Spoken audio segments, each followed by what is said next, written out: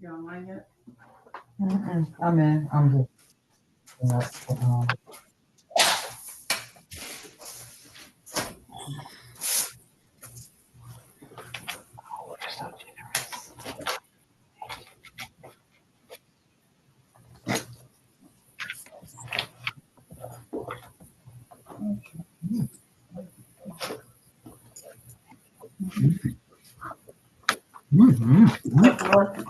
Yes, please.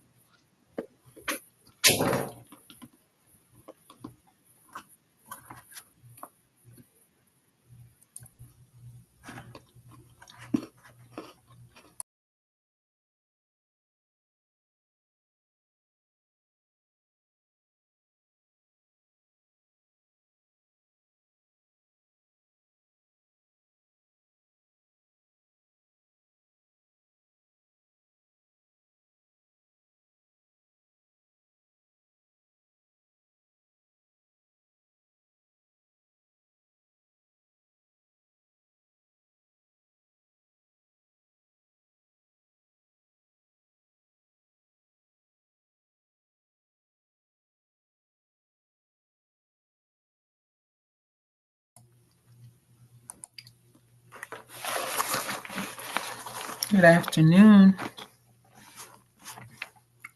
Hello, how you doing?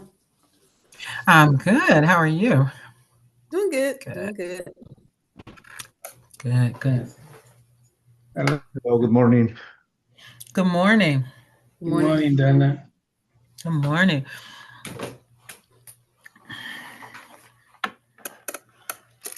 I did hear from Alice, who's running a little late. She had a personal issue that came up. She'll be joining us as soon as she can. And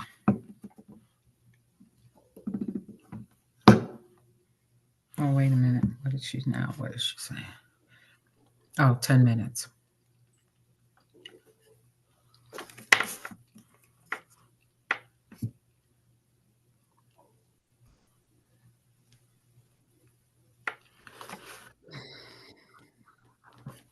Do we already have someone who would like to go first today? My lighting is not good. Let me do something about this lighting. Alfredo said he would go. Yeah. Elisa, appreciate it. Fredo, good morning. Better. Okay. Alfredo, I heard you say you appreciate it. So we received that. Yeah, I told Um, you. so this is what we're going to go ahead and start because I understood Alice to be doing our reflection, but now that she says she's going to be at least 10 minutes late, we'll go ahead and we can receive it later when she does come. And this is what I would like you to present because all of us have one turned in your mid-year unit evaluation. Thanks you so much. And I got them in time to be able to read them before coming here, which is great. Thank you. And you all did a good job. I'm going to ask, since we've all also experienced them, that you present in this way.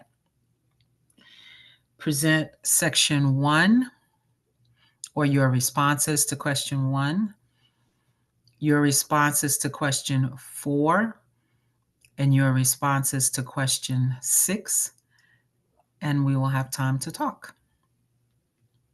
1, 4, and 6. Okay, I see heads nodding. Alfredo, take it away. So I'm going to read only the number 1, 4, and 6, okay? Okay. All right. Oh, let me share my screen. Please do.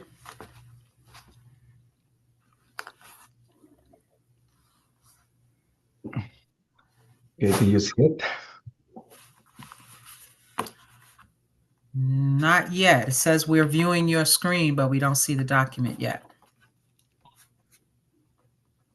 Okay, hold on. Now we do. Now. Oops. Yes, I'm cancer.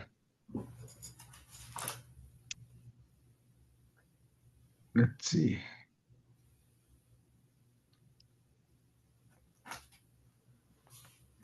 Now I have some technical issues. Can you see it? Yes.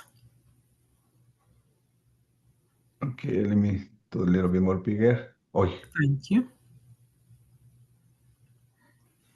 you see it? Yes. Okay. Right, this is my middle June evaluation, a CP unit 28, and this is the first point. Alfredo, Okay. would you make it just a little bit larger? Oh yeah, of course. Oh, Thank you. That's perfect. it's perfect. I think. Yes. Let me center it. There we go. Okay. Race, I am a Mexican. I am a Mexican born in a town in the city of Michoacan at the age of 3 days, 3 years. My parents moved to Mexico City where I grew up. At the age of 19, I came to the United States but United States. By tradition, I claim to be Catholic, since Catholicism is one of the main religions in Mexico. Although I always believe in God, and I did not consider myself a religious person because my egocentrism was very uh, marked in me. Coming from a macho and violent culture, there was something that distinguished us the passion with which we do things. I converted to Christianity when I was 26 years old, and from there, the process of transformation began in my life, and I realized that I had a special calling from God.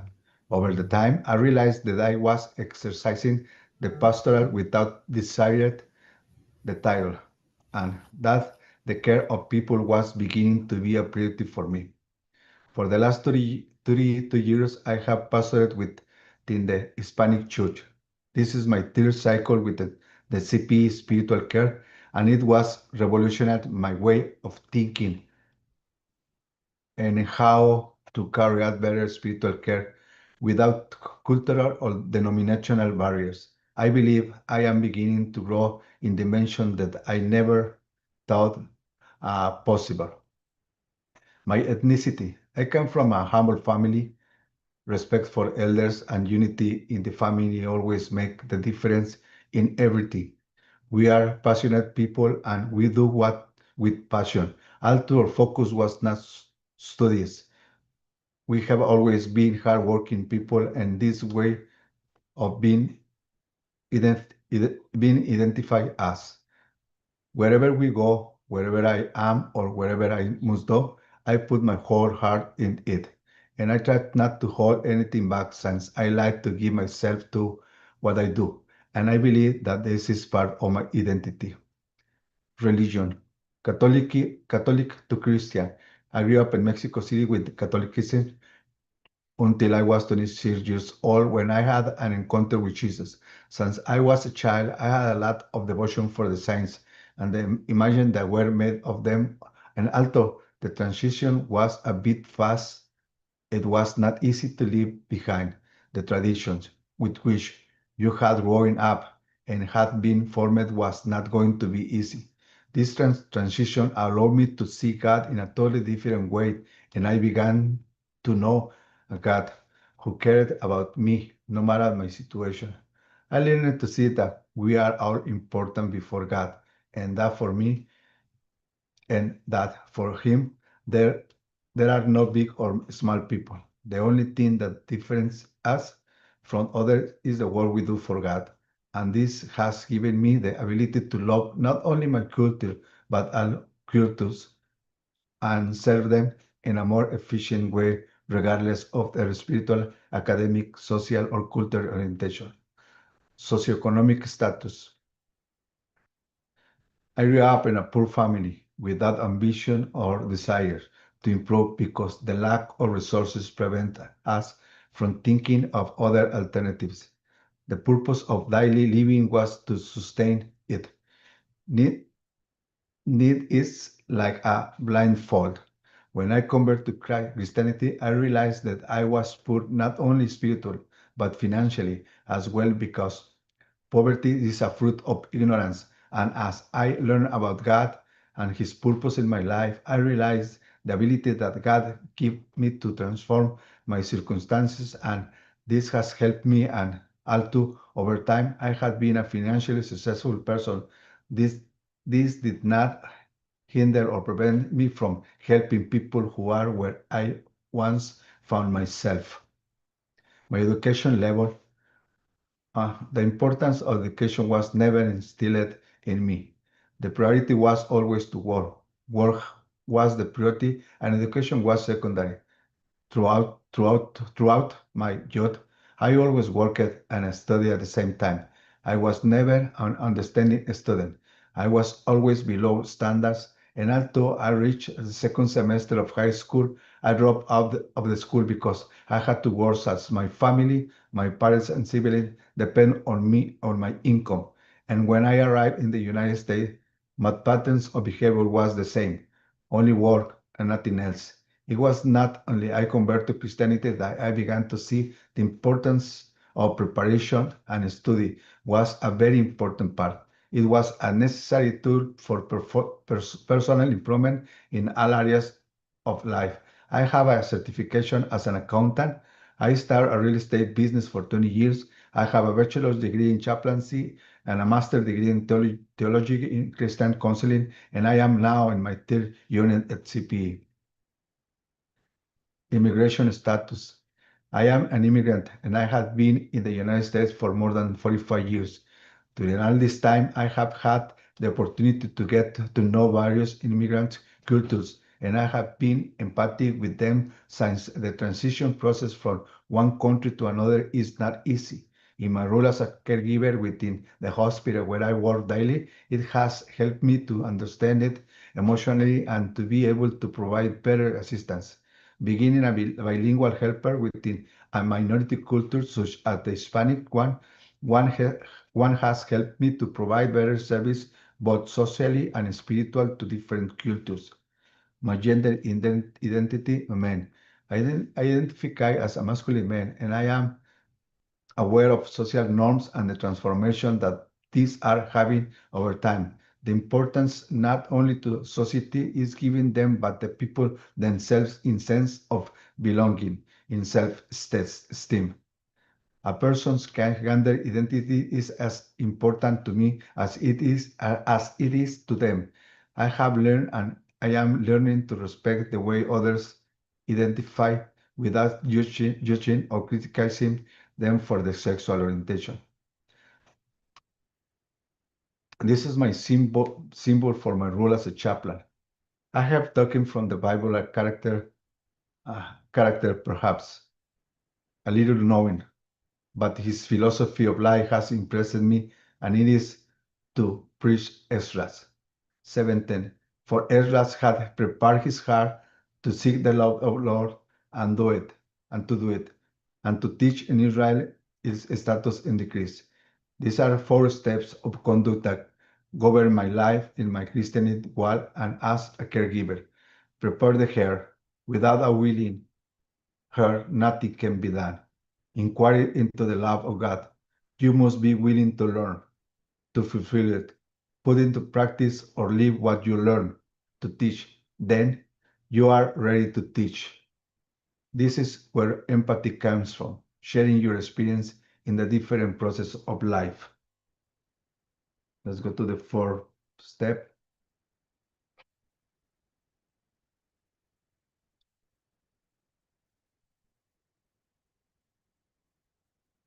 Okay, to what extent our work together influences your faith, theology or spiritual at this point?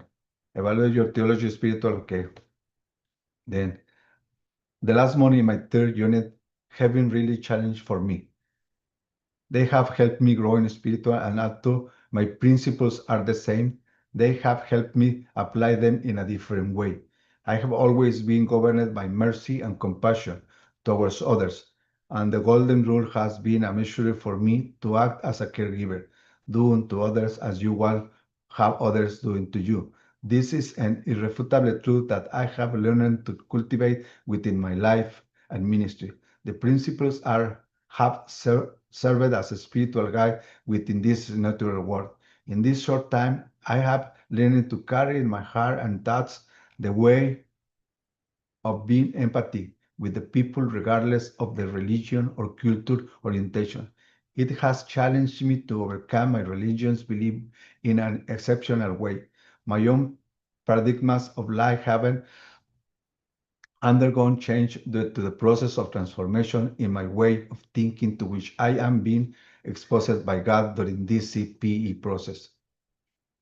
I really had no idea of all that I was going to experience in the CPE program since it has greatly exceeded my spiritual and natural expectation. It has helped train me to be a true caregiver, and my skills to assist my neighbors in the hospital have improved considerably.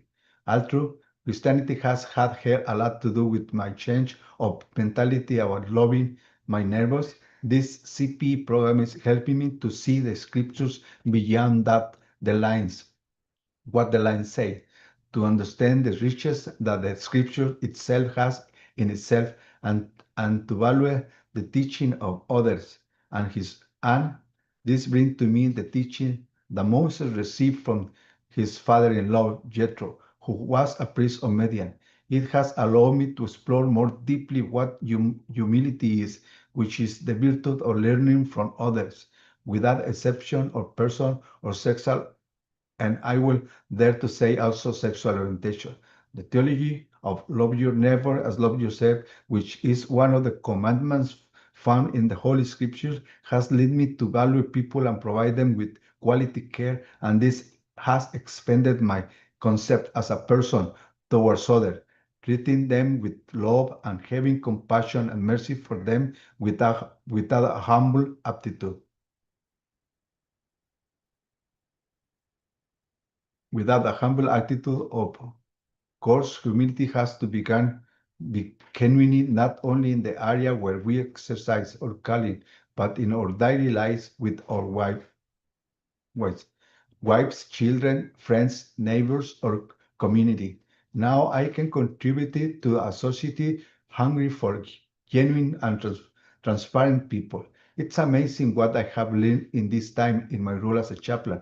I am more aware and can more easily perceive the gifts and talents that God has given me to function in the natural world in a spiritual way. I have learned to recognize my virtues as a person, but I have also learned to value my imperfections as a human being, knowing that I need others as others need me.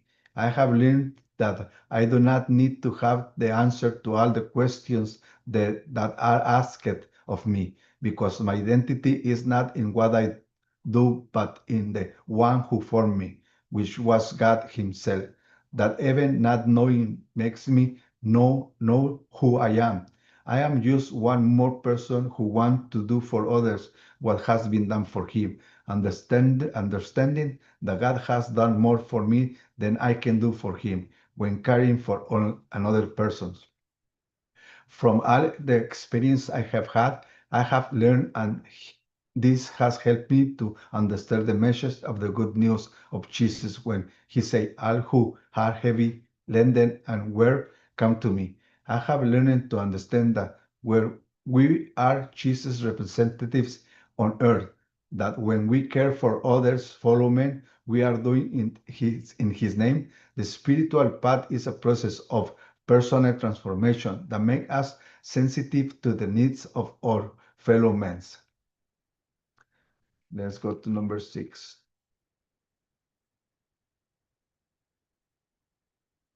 There you go.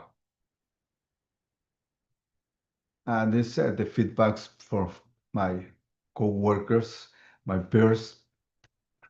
And this is the first is Victor. This is my third time with B, and his cultural richness is incredible. Like all migrants, we have had to endure much racism, but it doesn't compare to what African Americans have endured. He has established himself as a role model. His perspective on life and his theology seem simple, but they are profound. I have been seeing him growing in the short time. I've known him and I've seen that he is a man of deep roots. His opinion is always important to me because, like everyone else, he has a different perspective of life than others due to his experience. Growing age on Victor, more confidence in him when he has an opportunity with patience. Then Alice. In the short time I knowing her and interact with her in class, I've realized she's a very spiritual woman. Her love for souls and cells for her work are deeply rooted in her heart. She's passionate about what she does and what she believes, and her Christian perspective is always important. The wealth of knowledge she brings to the group is but vital for everyone's growth. Listen to her commit is always a pleasure. I have a lot to learn from her because even though I've been a pastor for 3 years, I always have something to learn. I always have something to learn. Growing age, be aware that the line between pastoral care and chaplaincy is very thin.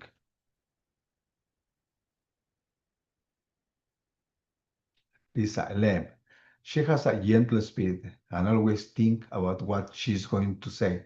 She has a pastoral mark as a teacher because she is very observant, has a very well-rounded opinion on things, and his prudence is sharing. Her calling pastoral is genuine. In the and the more she develops in the class, the more we will be able to enjoy the knowledge and spiritual wealth she has it. It is a blessing to have her in the group. Growing age. Learn to see yourself as others see you, as a person are capable of providing spiritual care with wisdom. My supervisor, Donna. This is my first unit with D.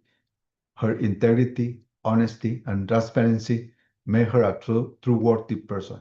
In this short time, I felt great respect for Dana as a person and as an instructor for her ability to inspire.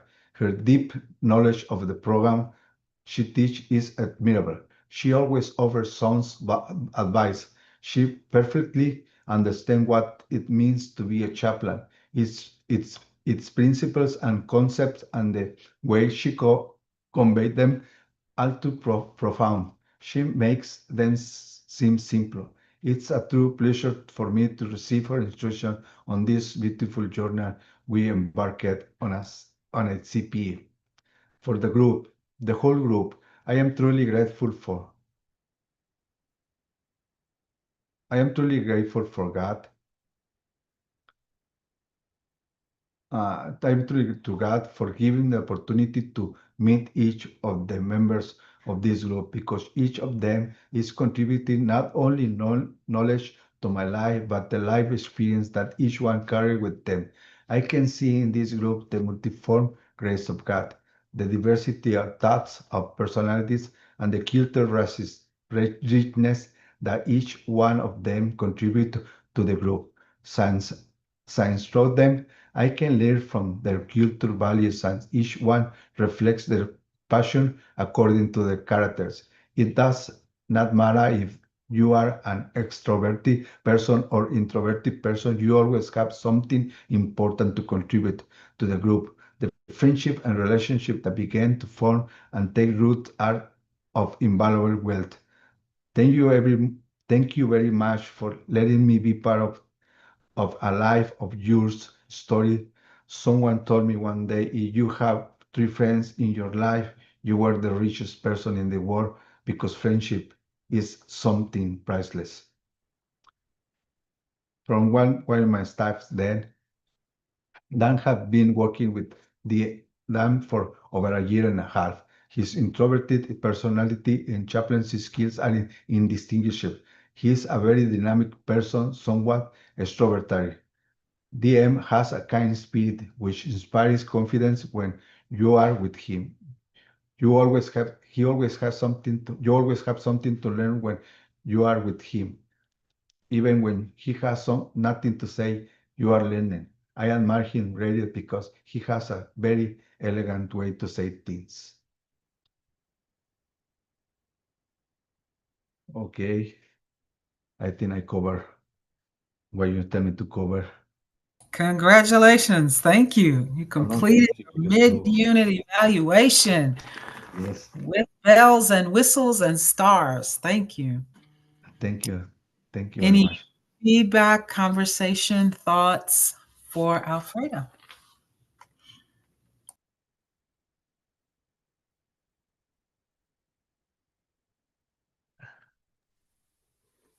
Thank you, Alfredo.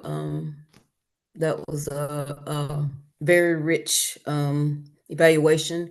Um, and I thank you for the evaluation you had on me and your kind words and my improvements, which, yeah, I need to have a little bit more self confidence, what I'm saying, what I'm doing, and stop overthinking. So I appreciate the advice and I'm going to take it to heart. So thank you very much. No, no, you're welcome. I really mean it what I said, you know. You have a gift of teaching.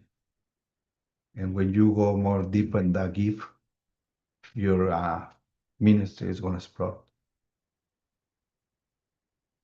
It's gonna explode and it's gonna grow because you have Thank the you. I gift. appreciate that. Thank you.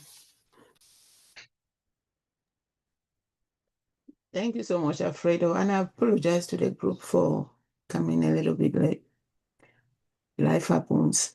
And I'll also preemptively apologize. Looks like the noise in my house, in my kitchen, will be a little bit louder today, but I'm praying to God that it's not when I'm speaking, so you don't have to hear it.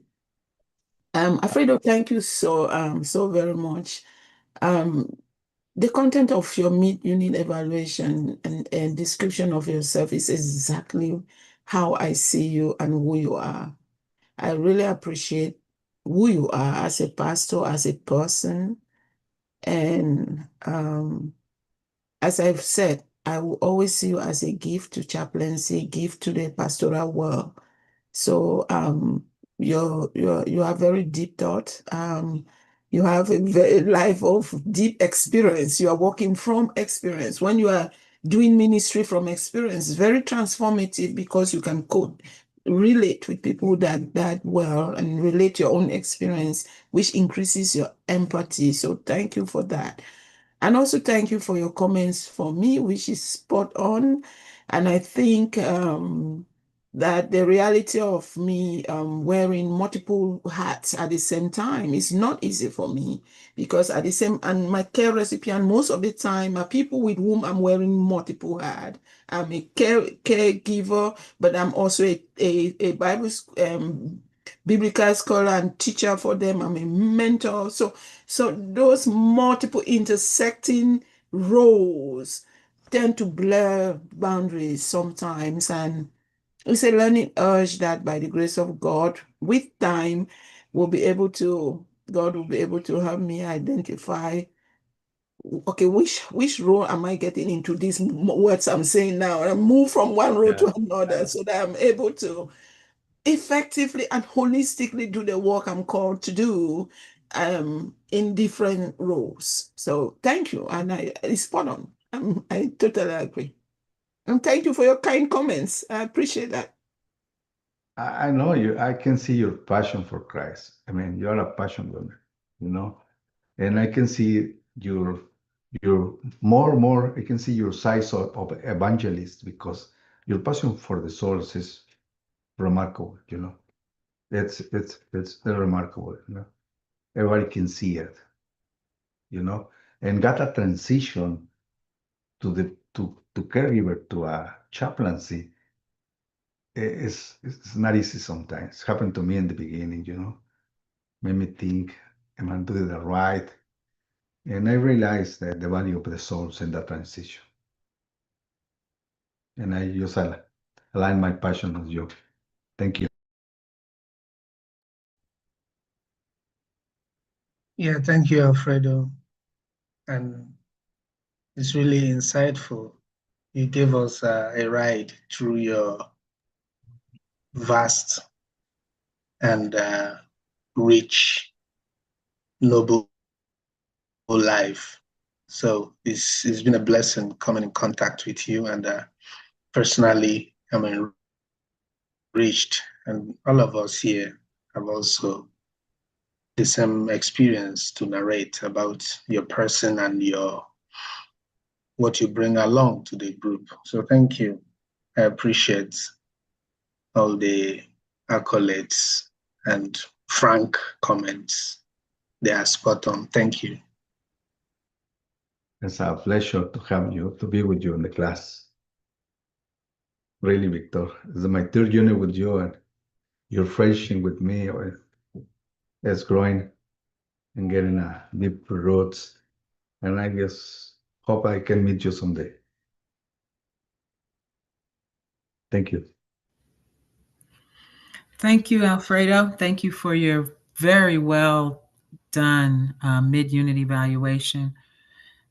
I agree with all of the comments you have received both up till now. And I want to invite, are there any curiosities that you have of things you want to invite Alfredo to share more about?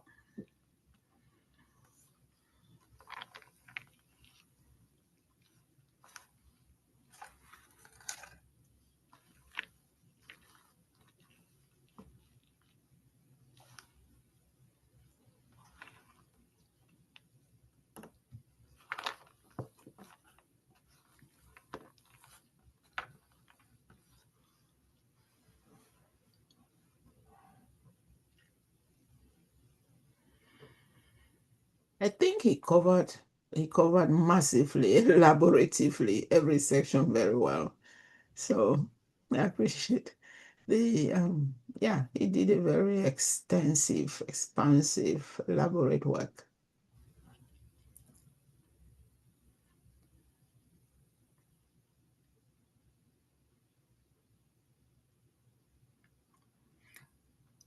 So, Alfredo, I appreciate your calling, and I love how you articulated in your mid unit.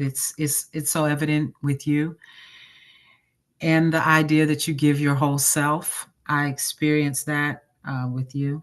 I think my favorite statement was when you said, "Someone else's gender identity matters as much to me as it does to them." What an affirming thing to say and to live and embody. And I experience you embodying that. And I experience your genuine humility. And I love the reminder to us that it extends beyond our work in the hospital, for example, in your context as chaplains, but into our family and our communities and on and on. So both so powerful. And I would just put in bold print and rejoice that you are now in a position where you can easily perceive the gifts and talents that God has given to you. I think the angels were singing when you read that aloud. So I think that's awesome. I have curiosity and would love to hear more about what you mean when you say we are a people of passion and we do everything with passion. I want to hear more about that. And I want to hear more about your learning about the difference between pastoral care and spiritual care. And you said that's something I had to learn and I have learned. And I'd love to hear more about that as well.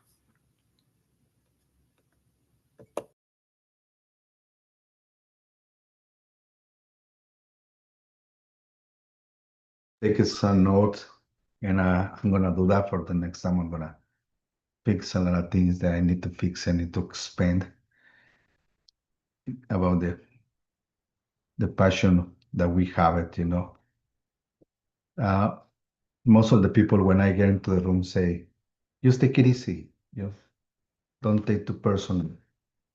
And I say, I cannot do that. When I went in one room, I give all of me.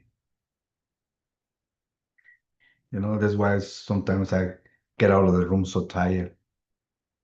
I prefer to get so tired and rest and do some care things about myself that just get into the room just for do my work.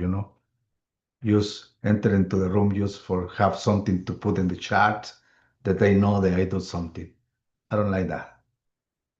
I want to put my heart in it, all my strengths in that.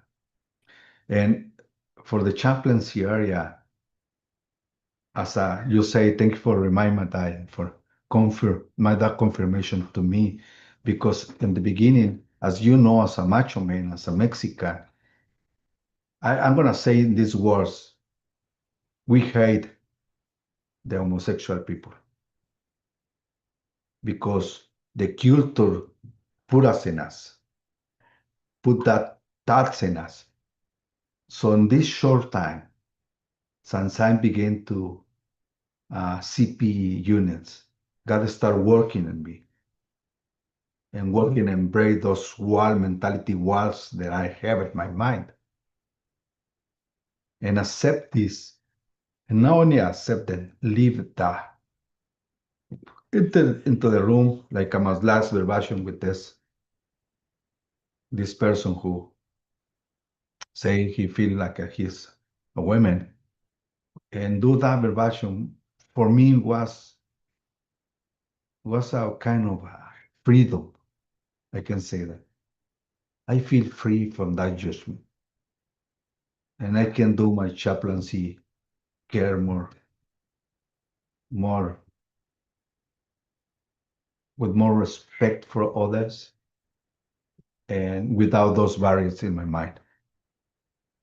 And I can say I conquered the macho man in me, and I still be a man of God, man of truth. And there's something that I'm gonna share in my next, maybe my final. I'm gonna write down something like that. Thank you for bring that up, and I'm gonna do it. I'm gonna put more about that. May more longer.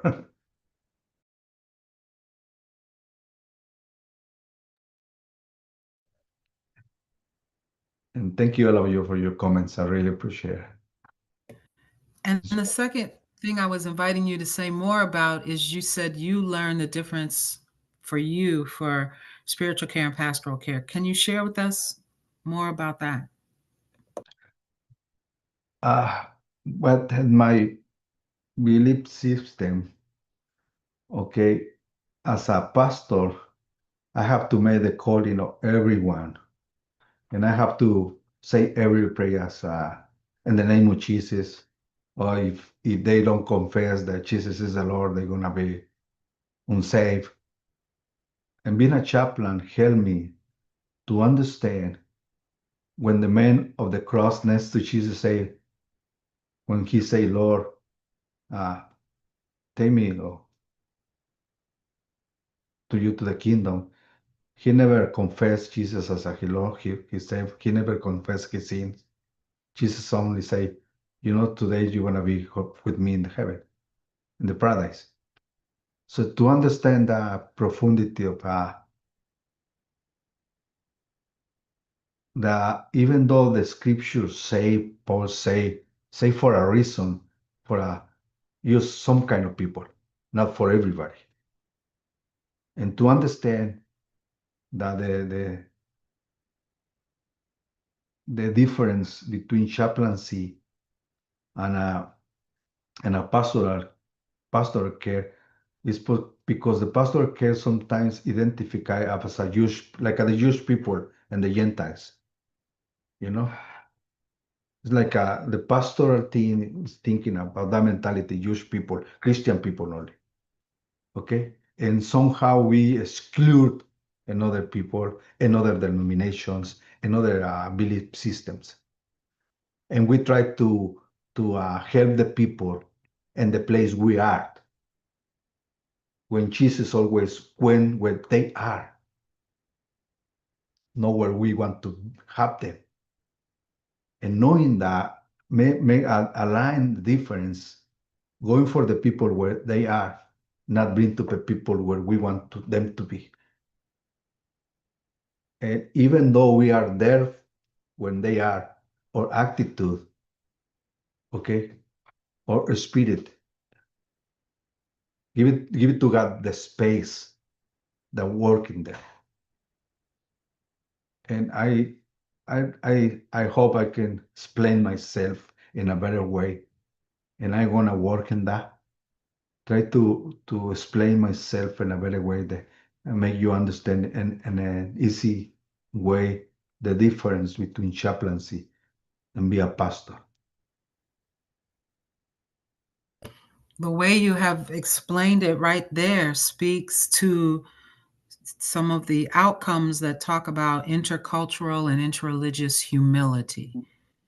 And that is what you consistently demonstrate. Thank you. Thank you.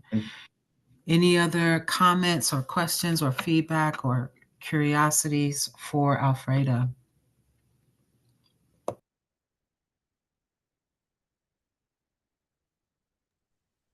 Yeah, Alfredo, thank you once again for your rich insights. Yes. And I loved the way you expressed the growth that, coming from a conservative uh, narrative history to embrace, people who identify perhaps differently or any, you know, accepting them, respecting them first of all, then accepting them. Then so inclusivity also, we've had this conversation a little bit, last unit, but I got to understand that it's also a cultural thing, the way we express a few things. When you talked about your Christianity, I'm a Catholic priest. So when somebody says I'm a Catholic, now I'm a Christian, you know, I tried to mention it the last time, but the explanation you gave and educator also made me understand that it's something coming from a cultural background and setting, but it's along the line as we also experience growth. Certain expressions could also thin down because where I also come from, now I can't say Protestant, okay? So that's how we see people who are not Catholic. So when you say Protestant, it's also very almost derogatory and negative, but it's not proper. Exactly. So, and I want you also to now equally, along with the growth that you've been expressing, also communicate that encounter, yes, and that the movement, the progression, the dynamics that's going on as you grow in Christ, without, nailing Catholicism as against Christianity. Yeah, Catholics yeah, are yeah. Christians. So there's a way you express it, and it's just like you're talking to also somebody of the gender and all that. It sounds so. I want you to really modify it a little bit. No, I'm gonna I don't know if modify I'm not communicating. We had this not conversation the not last time. not a little It bit. I was have to difficult. modify. Thanks for reminding me that because Thank you. it's true. Even though it's my culture, it's my thought. To what am I transmit to you matters to me. Okay, and as you point on me, uh, I have to change. You know, and the way I wanna change is because God called me from one place to another place. Because I always believe, okay, the God He wants to see in you the fruit, not the religion you follow. Because you can be Catholic, you can be Christian, you can be Jehovah Witness, you can be Baptist, you can be, you name it. Jesus said, my disciples, you want to know them by the fruit, not by the religion they confess. And this is a true meaning, a meaning true there. And we are the one who made barriers. Oh, you are not Catholic, you're not gonna be saved. Or you are not Christian, you're not gonna be saved. Even though Jesus said, "My disciple, you're gonna know by the fruit." I mean, the Christianity is not a religion. In the beginning, they call Christianity because they want like Jesus. You can be Catholic and want like Jesus, yeah. Look at Mother Teresa. Okay, so thank you for reminding me. I'm gonna change that. I'm gonna really change that. I'm gonna erase that because, as you say, and thank for telling me, looks like being Catholic is a wrong thing, and being a Christian is a good thing. Okay, because it's not the point. Even though it was my transition, it's not the point that I want to transmit and others. And thank you for reminding me. Thank you for have the confidence to telling me. And of course, I'm sorry, brother. It wasn't my intention. Okay. And thank you. I really appreciate what you said. Thank you, bro. Thank you, Victor. I really think it's important because I spend so much time every semester reminding students that Catholics are Christian. Don't do the dichotomy, I'm Catholic, I'm Christian. And I think it's a cultural thing because in Africa, when you say you are Catholic, you are more religious because Catholicism is so widespread. Yeah, when you say you are Catholic, it's more pejorative. Again, it's a cultural thing. But it's important when every time we have the opportunity to remind, it's an educational moment especially for my students. They dichotomize that I'm not Christian, I'm Catholic. Even Catholic students will say, I'm not Christian, I'm Catholic, because of the misunderstanding of the term and the pejorative nature when you say Catholic, especially in different contexts, what it means. So people dissociate themselves with those terms. But he really rightly said that it's like the day shall come. Jesus said, when true worshippers will worship the Lord in spirit and in truth, and not in Jerusalem, not in Mount Gerizim. That, yeah. So I appreciate also what Alfredo is saying, but I think it's also what Victor is saying. Every time we have the opportunity, it's an educational moment because a lot of people really think Catholics are Christian. They are two different things. Catholics are not Christian for most. Yeah, And in a sense, it's not, most of the time, it's just terminology. It's like Christian is post-Reformation, right? Everything from the Reformation moving on is not Catholic. So sometimes people say it that way I'm from the Reformation, I'm not with the Catholic in terms of that division. So, but Victor, you're right. It's very important. Yeah, you know what? Because in my culture, the Catholics is rules different than the Catholics right here in USA. It's like a day or night. You went to the church in Mexico, Catholic, you're gonna see, really? This is a Catholic church? Because we came from the persecution, from the Catholicism.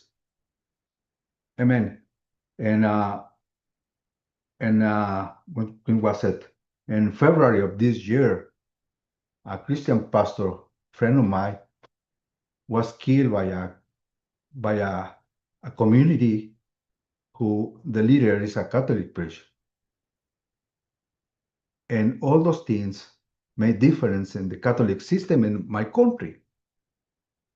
Okay, so yeah, I know we have that background because of that, but that's what the CPs helped me to go into to see the difference, to make those barriers or those may think the way I think change and see the value of the people, the value of the God and the people.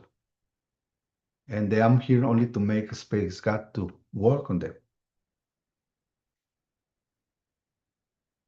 See, so yeah, it's a culture thing. Why? Because the background where I came from, the religious system is different than right here in USA. Just across the border in the south, you can see another dimension of the ways that things, the church is done. And I'm agree. Doesn't have to be that. Doesn't have to be like that. Thank you for your comments. Thank you for everything.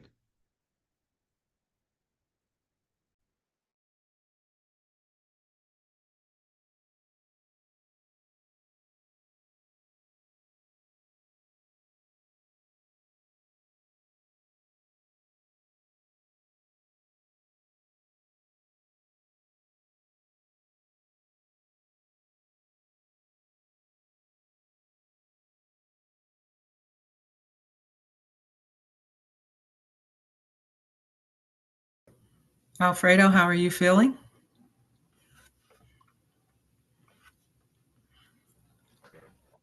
I'm okay. Just okay? Yes, accepting the truth that my culture has a lot of issues that has to be changed a lot. I accept the challenge. Mm. I accepting the challenge that God is calling me to make a difference, Mm-hmm. to correct the way that we have in front of us, to educate my wife and my children and my brothers and my sisters in the right path. And it's a challenge, yeah. And God called me to be here for a reason. Mm-hmm. And breaking all those religions barrier that we have it, culture, where we're growing up with that mentality and accept the truth of God, accept okay, I'm wrong in this area, totally Mm. wrong. I have to change. I have to make some adjustments. I thanking God for that because He's the only one who can convince us. And at my age, accept all those things. It's not easy because it's a long way walking with that mentality. It's too many years thinking that you are walking in the truth and facing that reality. And you say, okay, God, you show me the way. I'm willing to walk in truth. Yeah, it's a challenge, of course. Nothing new in this world. I think as an immigrants, we're facing a lot of challenge. Right, Victor? A lot of challenge. And God bring us to face those challenge, to be a pioneers in areas. I saw you raise your hand, Alice.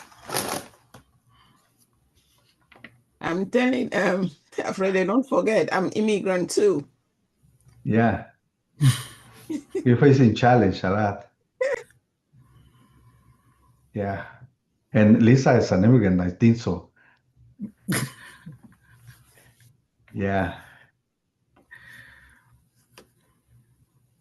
Yeah. And I refer Victor just because I know him and I've been talking to him for a long time and we share one each other's a lot of things that we face it.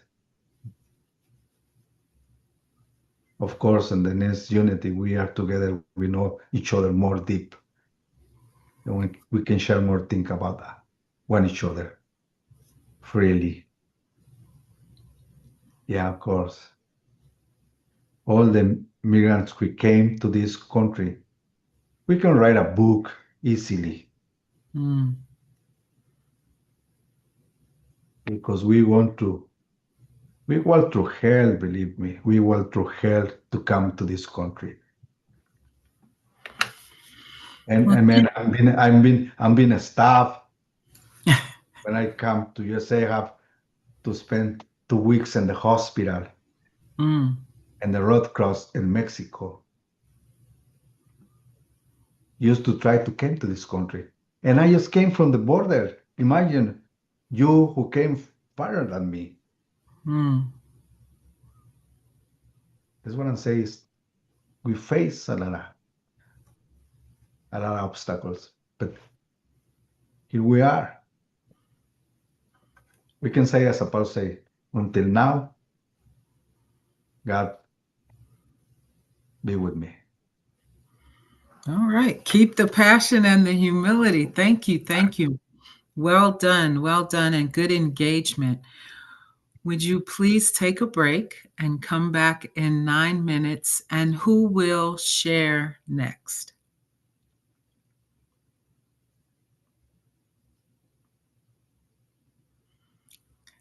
Alfredo is too much of a gentleman to do what was done to him to someone else. Who will share next? I would have, but I'm just waiting to do it towards the afternoon because hopefully the people are gone by then and I can go through mine. Okay. Please, are you not ready? If you're not, Go then ahead, Victor. Go ahead. All right. Go I'll ahead. see you guys in 8 minutes, and Victor is sharing. Thank you. Okay, thank you.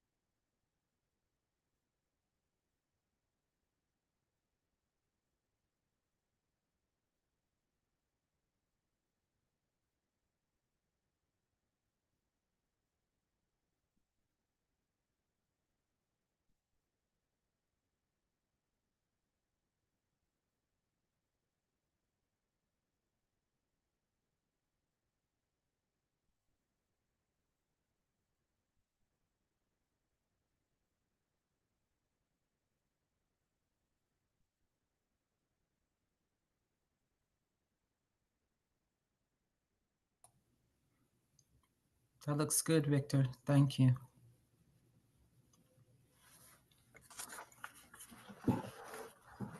And just a reminder, 1, 4, and 6.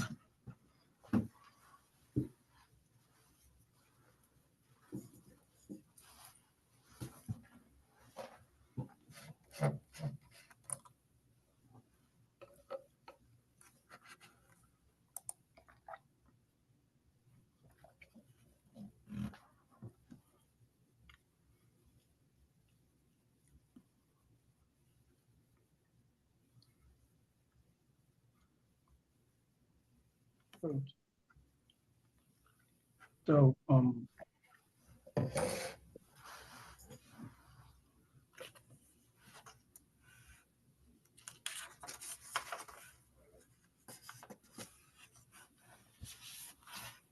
Alice, this is for you. There's a poem that we did as little kids.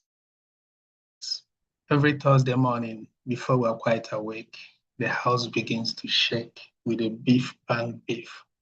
It is a dust man who begins to bang crash to empty all the bins of their rubbish and their ashes with a beef bang crash. So every Thursday morning, they come and hit in your house. So let them finish that construction quickly, Alice. Is that okay? Can we go on now? Thank you so much. So Yes, let yes. them stop working in your house on Thursday morning. So this is who I am. I recently clocked 1 year of relocation to the United States on my sabbatical. Being a 50s African immigrant, experiencing a new milieu brought its own challenges, including but not limited to culture shock, interracial and climatic acclimatization. Even though I've been a priest for a little under 3 decades, I never worked in a hospital. It therefore presented a fresh frontier, finding myself at a clinic. I had to unlearn and relearn the basics. It became a new challenge, marrying my ingrained penchant for administrative know-how and the niceties of spiritual care provision. I struggled to navigate from manning idle statistics to locating human emotions and feelings. The major standout for me within this unit of our CPE is a intentional resolve to deepen my CPE experience by delving more into and understanding the theoretical framework and the scientific underpinnings of this body of knowledge. I purposely explored the behavioral sciences and with insightful didactics from my educator, I've been able to unlock most of the doors to understanding better the methods and principles, the principal trust of this program. My clinical work is at St. Agnes Medical Center, and it's gaining momentum by the day. I can say that I find myself amongst a very willing, cordial, and professional interdisciplinary team that are experienced. They're made up of experienced chaplains and other personnel, doctors and nurses who have elected to make my internship beneficial and richly rewarding.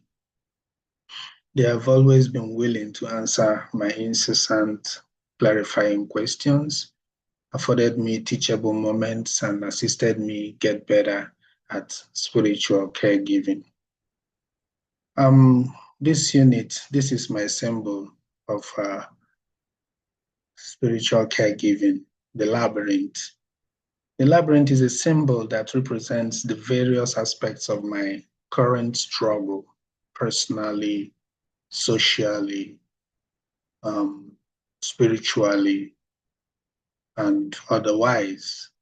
My struggle to balance life and spirituality, to reconcile my personal journeys transforming the transformation and the wholeness that I seek. It captures my personal sojourn towards soul searching, inward self-discovery on life's winding path, just like the paths of the labyrinth that is showing here, and coming to terms with the principles thereof, and improving my spiritual care through the theories of clinical pastoral education. So we'll go to number 4. And I can explain like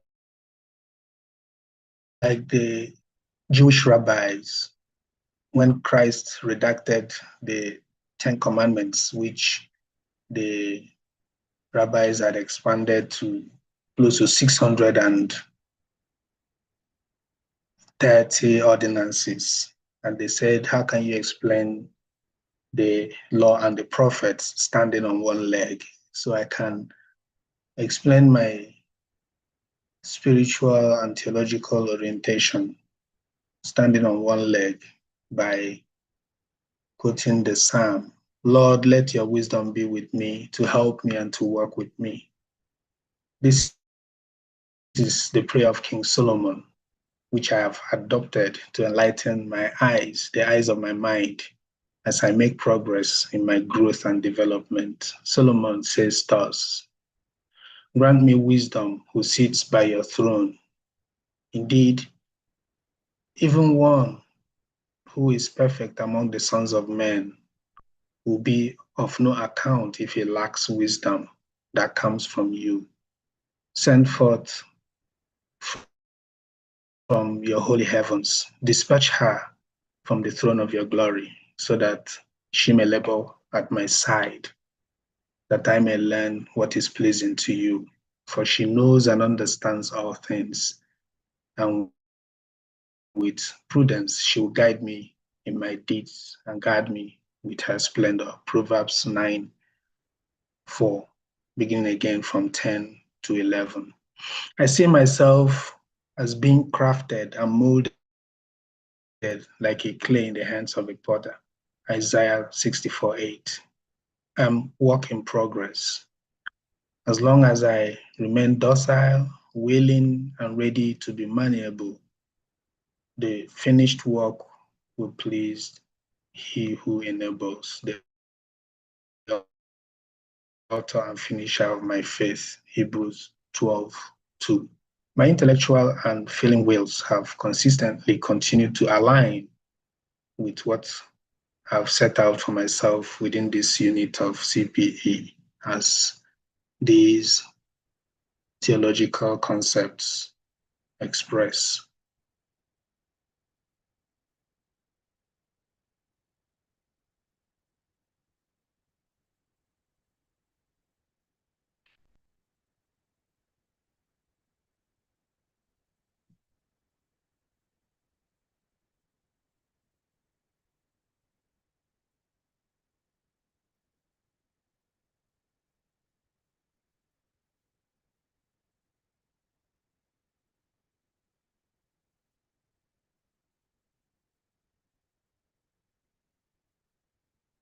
Oh.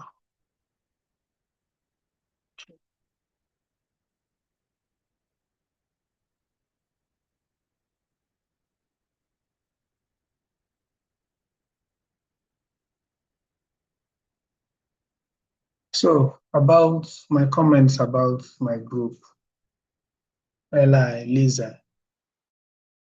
Lisa is very diligent and hardworking. Meeting targets are serious hallmarks for her. She's capable of losing sleep in order to see things work right. These are some of the drive she brings to her personal duties, her pastoral duties, her personal life, as well as to the CPE cohort to which she belongs. She's willing to be vulnerable and get valuable responses, and is also ready to speak frankly, if need be, to express herself. I find her caring and able to relate with others in a collective bid to solve problems. She should consider taking self-care more seriously because the world's problems cannot all be solved at a go. Alfredo, I'm glad he's taking time to get some rest. This man is so strong, empathic, and passionate about souls that he is willing to stop at nothing to give a helping hand.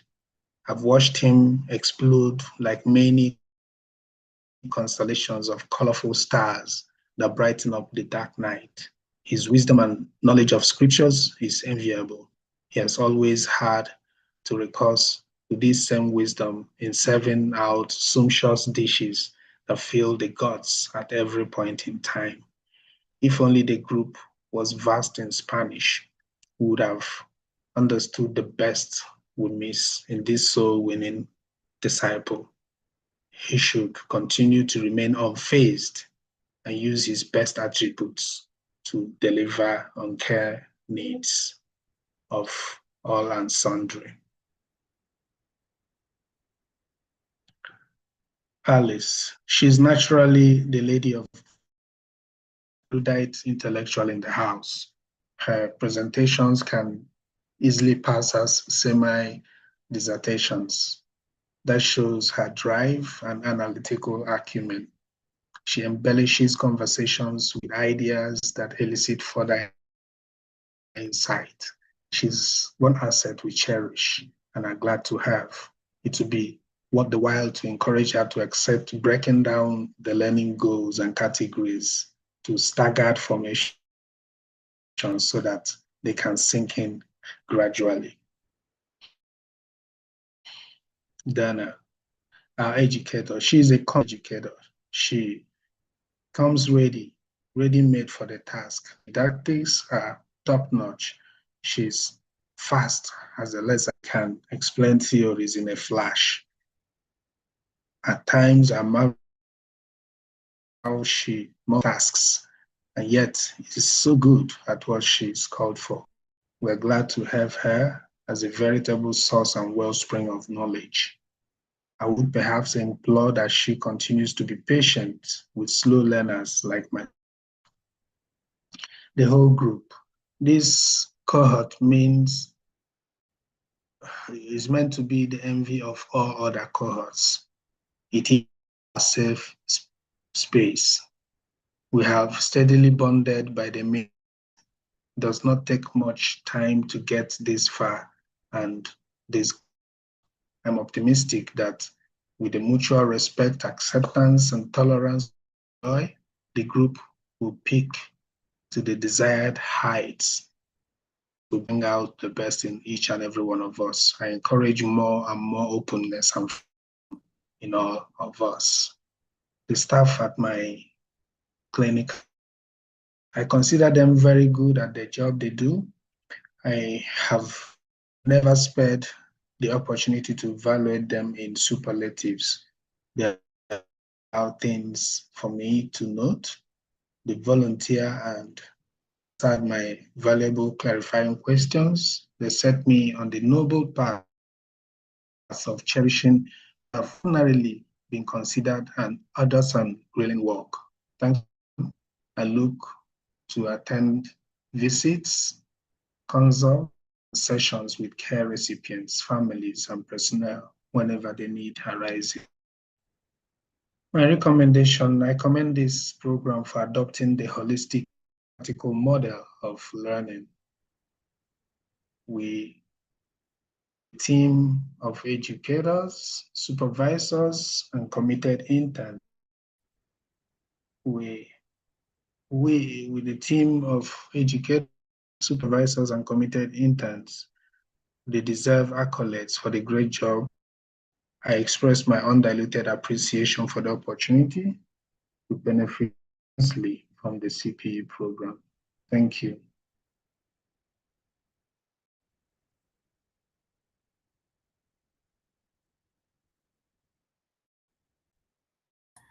Congratulations, you finished yet another mid-unit evaluation. Feedback, questions, conversation for Victor.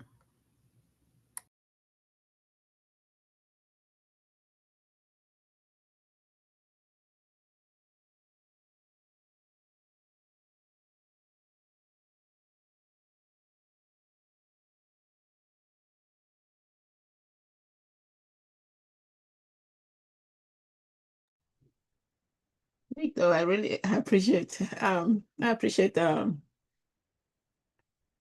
yeah, your kindness and thinking about my dilemma at home. So now it's quiet, so that's why I click quickly to say something. But it will soon be over, then I'll have a beautiful kitchen, so that's fine. And thank you so much. And really, really appreciate, I will say again, I really, really appreciate that we are in this team, the team together this in this summer unit. I've got to this little time I've got to know you. I really have a deep, deep appreciation for you. And as especially as a priest, your willingness to do chaplaincy most of the time, pastors or priests think they are already equipped as chaplains, so they go to the hospital and do the work. But then you took really make a concerted effort to really do chaplaincy as a clinical, a clinical, more clinical, not just theological, clinical learning and experience, which is fantastic. I also like what you say. I didn't know about that your intentional move for learning behavioral sciences so that it helps, which again, fantastic, because that's, I can see how that translates into making a difference, especially serving as a priest for over 30 years within this, a different social location and contextual variables, being here and serving in a different context with different cultural norms. Behavioral sciences also allow you to do this, have intercultural competency. So I really appreciate that. And thank you for your remarks about me, and I agree again. Thank you for the positives and also for the learning urge. Next unit, I guarantee you I'll have lesser goals. So um, you're going to see. If we are in the same unit, I'm going to get lesser goal, but still intersectional goals that brings all of it together. So thank you. I appreciate you. Yeah. And it's good to have somebody from we are neighbors. For everyone who didn't know, they stole our oil. So we have a problem with Nigerians because they stole our oil, Cameroonian people oil. So tell them to give back our oil because they enrich themselves, make us poor. Anyway, Did it's you say like, oil or ore? yeah, oil. It's called petrol. In Africa, it's called petrol. So it's not oil as in what you know, it's petrol, gas, if you would say. In back home we call it petrol, yeah, they call it gas, but the same thing. The Nigerians stole it, so from us anyway.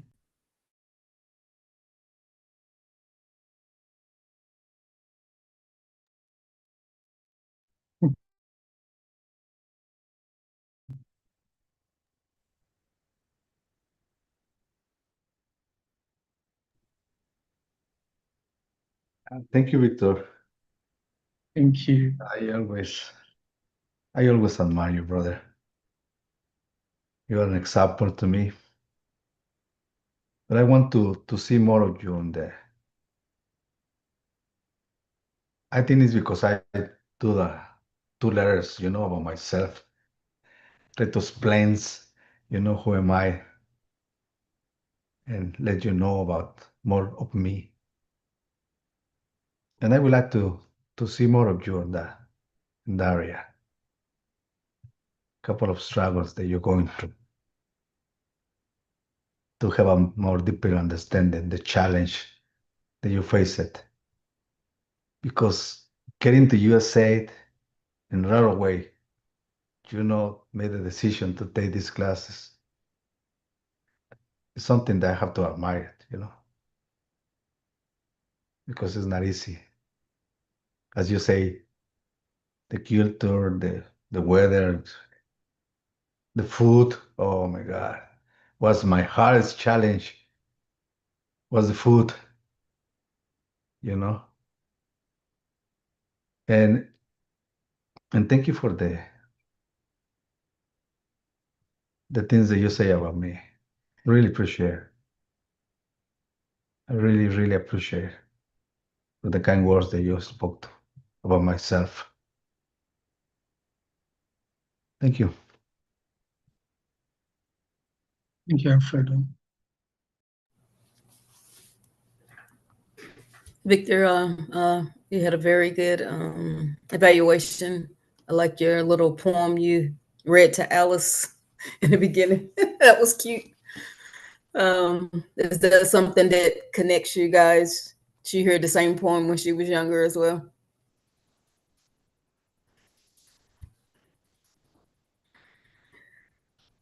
I like what you said about me, and everything you said was correct. Uh, I am working on those areas, um, and I thank you for the reminders of self care and trying to take care of the whole world. That has definitely been one of my goals to um, pull back from that. Um, so thank you for that, and thank you for your kind words. I appreciate it. Thank you.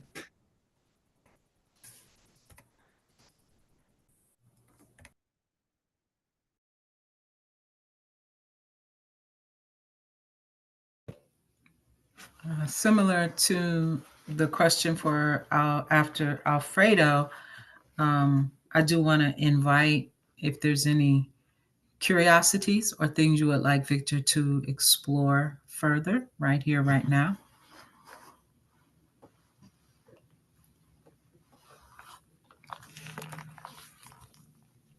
One curiosity I have, it doesn't only encapsulate the mid-unit evaluation. Given your unique social location as a priest that has abide to certain principle and core values, how does being a chaplain for you, which requires you to be to walk alongside people and embrace, just like Alfredo was saying, with especially LGBT community, that intentional, passionate desire to be able to see to see persons with from the LGBT community embrace their lifestyle, not like you saying that, okay, I agree, but to respect and embrace them as they are. How does these diverse cultural, religious experiences that you have correlate with your values as a Catholic priest? I underline Catholic, not in the pejorative term, Catholic as in a church institution broadly that experts have certain principles and that every priest adhere to. So how do you navigate that elasticity that is required of you when you do work as chaplain? Yeah, thank you. A beautiful question, and it also the answers I put along or I put forward will also help one to see through my person and also get to know more of me. So it's a very welcome one. During the first unit, I came very curious and we had written essays on the concepts we had about CP. I didn't have prior knowledge. Nobody told me what it's all about. And so my first unit countered some of those, outrageous ideas I had about CP and brought it into a particular focus. So within the second unit, I experienced growth. Why? Because one of us within the cohort where we belonged was openly, professing ideas, and she identified the way she did, and she was very open about it. And while setting my goals within that second unit, I sought her consent. And somehow she was also in the same clinical site with me, sought her consent to lead me through, to get into the minds of, realizing the deep conservative culture where I was coming. So I implored her to make me a companion, and she did. She was very open, and she took me through that process. And that was after that, I didn't need to set it as a goal again. So my inherent biases and all those walls, she succeeded in, chiseling them down and knocking down the walls. She was an asset to me personally, because I set it as one of my goals, and I told the house, and my educator was also very, positive about it. And she accompanied me, and we made a lot of progress. So, and that's part of why I am where I am today. Tolerance, acceptance, even beyond just ordinary respect from a distance. There's this acceptance that I've come to embrace at this time. So, and I hope subsequently further growth, because I see the chaplain as being on the mountaintop. So he has to have horizon, his vision, his mission, and his concept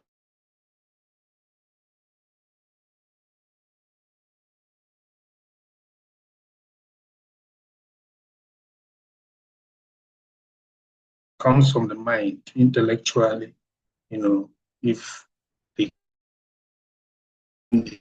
is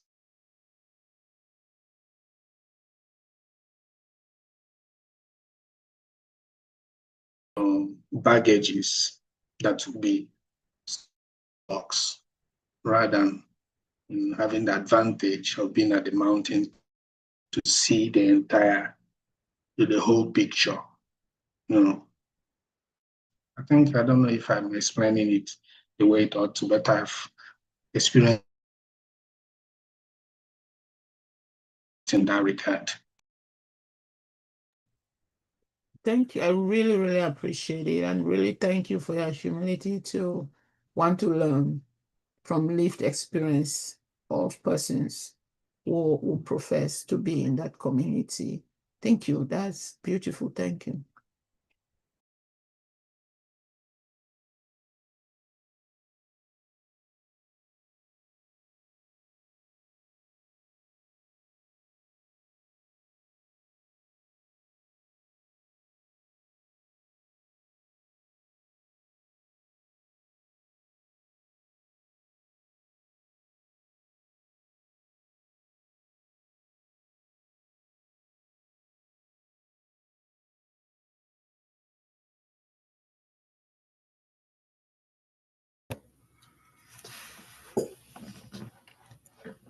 Victor, you have such a poetic presentation. So it was interesting that you began with a poem.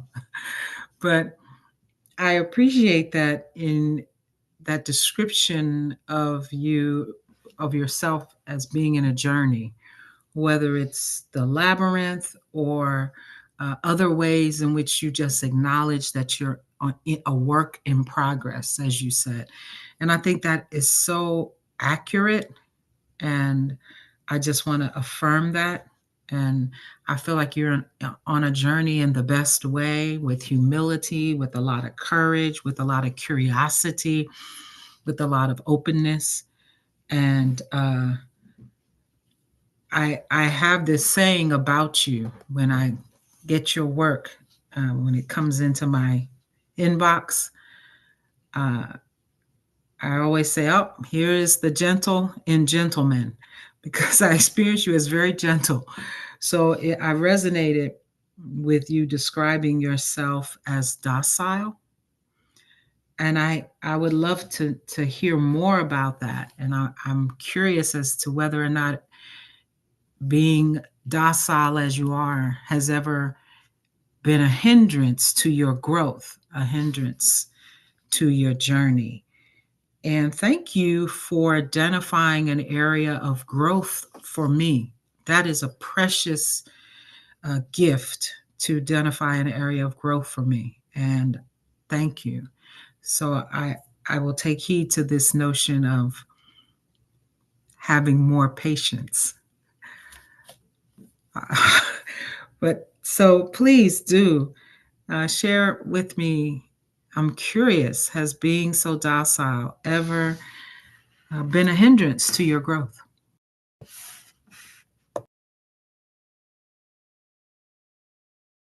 Yeah, thank you, Donna.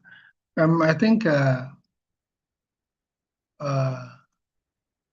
actually a priest for 28 years now. So, and if one understands the priesthood, there's a certain docility that goes with it. Otherwise, the person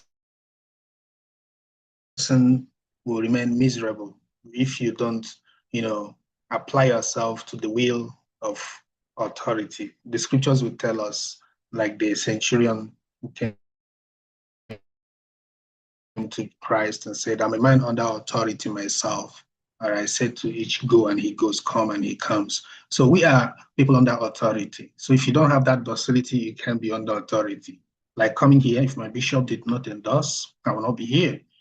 So, and any day he asked me to come home, I'll come and wave bye-bye to all of you and go back home. So that docility goes with that spirit of being ready and to answer the call and be sent. You don't send yourself. So, and just also be able to experience and express that humility within the, care, giving setting, the spiritual care. There has to be a lot of, for you to accept, there's a,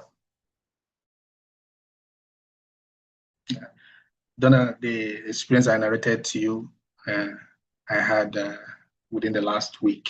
So if one is not humble enough, docile enough, it could break somebody. If you operate at the level of the ego, carrying your shoulder high and having false impression of who you are, you won't give the authority to the care recipient. The care recipient has the authority. So you as a chaplain, you have to be docile in order to, accompany. Otherwise, you will be tempted to lead them, fix things. But with docility, you can now, don't walk faster than them. Often they are slow, yes, but something has to slow down in you with humility, then accompany them all the way. That's how I see it. Thank you.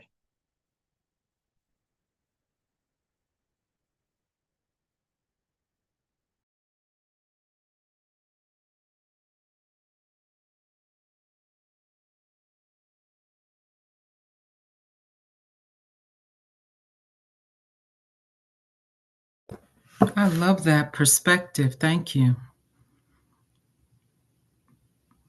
It puts me in remembrance of being a part of a faith tradition where bishops determined where I would go to minister. I did not get to choose. I would have to be sent to a church. And I don't think I never thought of it from the perspective of being docile and saying yes to going where you are sent, and how powerful that is. So thank you for that. I appreciate that. Perhaps I would have been more patient then had I had that perspective. So thank you. Um, I appreciate that. Thank you. Thank you. Yeah. So you don't experience it as a hindrance to your growth. You experience it as part of your calling and your identity. Yeah, you're correct to summarize it in that way, but it doesn't come easy. somebody said, we take 3 vows, obedience, poverty, and chastity. So, and that obedience is the most difficult of the 3 vows. You are shackled because God gave us intuition and all that, freedom. And you want to do what you want to do. And, but somehow you are shackled.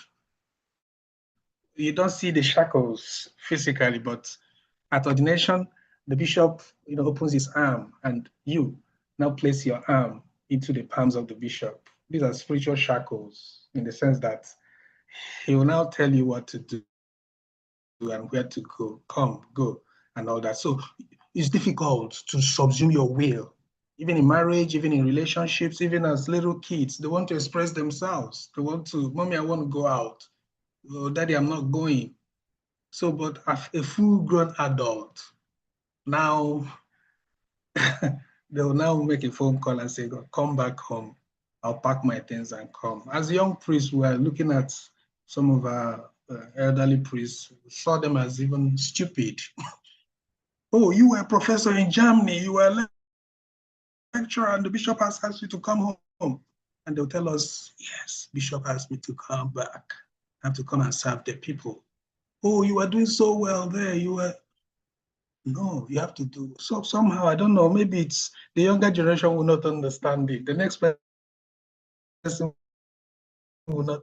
Also, there's something rebellious also comes in at some point when it's so painful. There are some of our priests who have refused to come back. They're in the United States. They're doing else things now. So, but are they happy? Are they, if you gain the whole world, and because with this CPE and all the experiences, the intention should be going back. Africa needs us. There's so much poverty. There's so much ignorance. So if we learn all these things, we should go home and now teach our people. They need us. So not the affluence where we have 24 hours light, we have all the basics of life, and some now relax. And so I'm trying to express that we shouldn't make light of that issue of humility or being docility. It's not easy. Sometimes your will is tested beyond. So I need your prayers all the time. Thank you.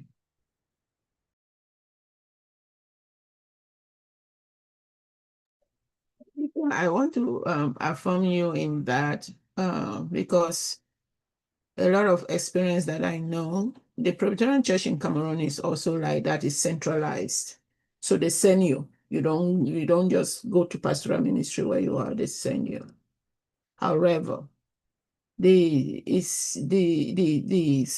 moderate, we Presbyterian, they're led by moderator. I think year 2, I don't know. Anyway, yes, they don't have the moderator. It's not the moderator. And the system, they do the sending to pass to different places, but it is so politicized and corrupt. So to the point that docility would just mean acquiescing to so much injustice, because most women pastors are sent to rural community and to place where there is nothing, no light, nothing moves. It's really a thing of gender bias. Then you have the moderators' friends. They send them to big congregations because they collect money. It is there's some sort of quota that they give about collecting money, and the way you collect more money, then the pastor become more rich.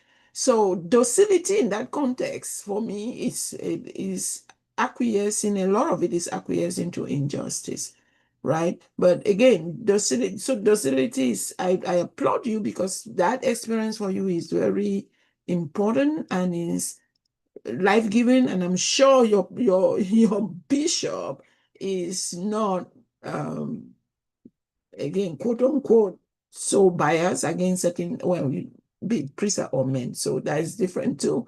But it's not just about men. You have pastors who are talented, gifted, but they are never put in places where they can shine where their light can shine, because of what? Whoever is in power will constrain them. So in certain ministerial situations, I would say docility is a big time question. But I appreciate how you experience it.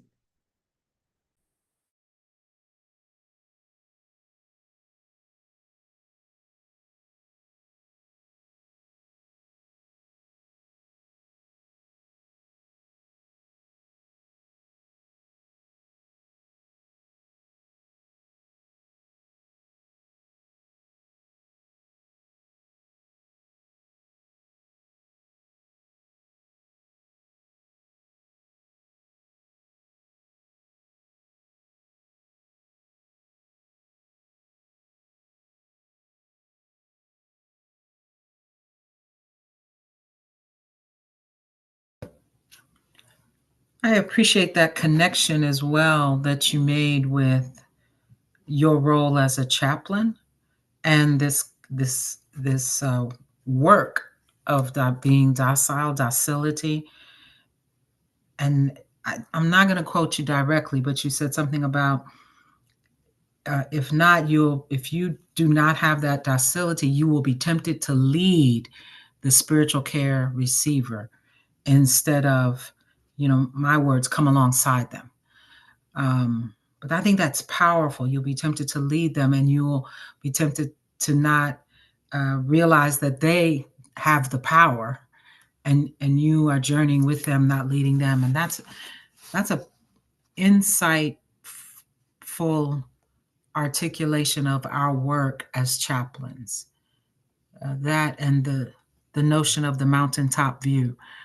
So thank you. I appreciate, again, you have a poetic way of expressing some very important truths about who you are and how you go about doing spiritual care. And so I appreciate it. Thank you. Thank you. Yeah.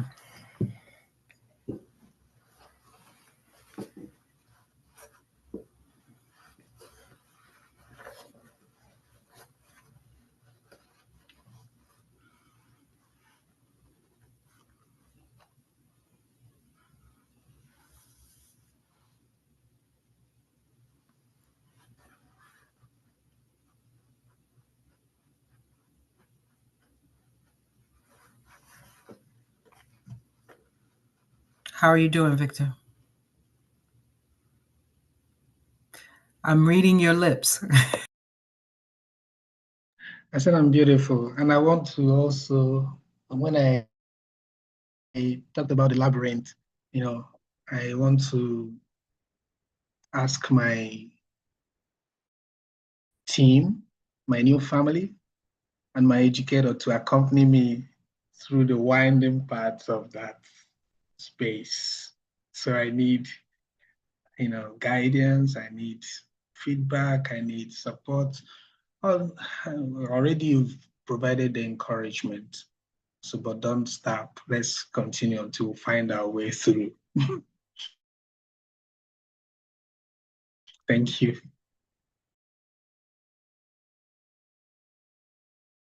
The vulnerability of identifying your areas of growth, and I'm speaking for me, can help me as a co-learner and educator coming alongside you. So when you identify those areas of growth for yourself, I try to really hold those closely as I engage your work. So I'm happy to get in the labyrinth with you. It would help me as you identify your areas of growth so that I can, grow myself in those areas and share whatever insight I might have. So thank you. Thank you for doing that. Very good. Any other feedback, curiosity for Victor?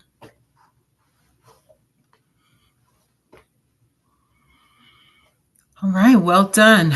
Well done. Who would like to go after our, what are we about to do, Alice?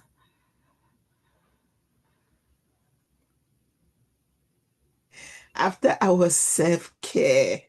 Thank you. So, who will present after we spend some time in practicing our self care?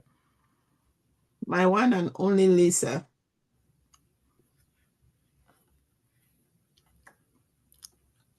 As lady, gentlemen, you are the precious ones too. But In a moment like this, when there's all these reactions, I so wish we were in a room together. It would be different. Um, but anyway, so who will go next?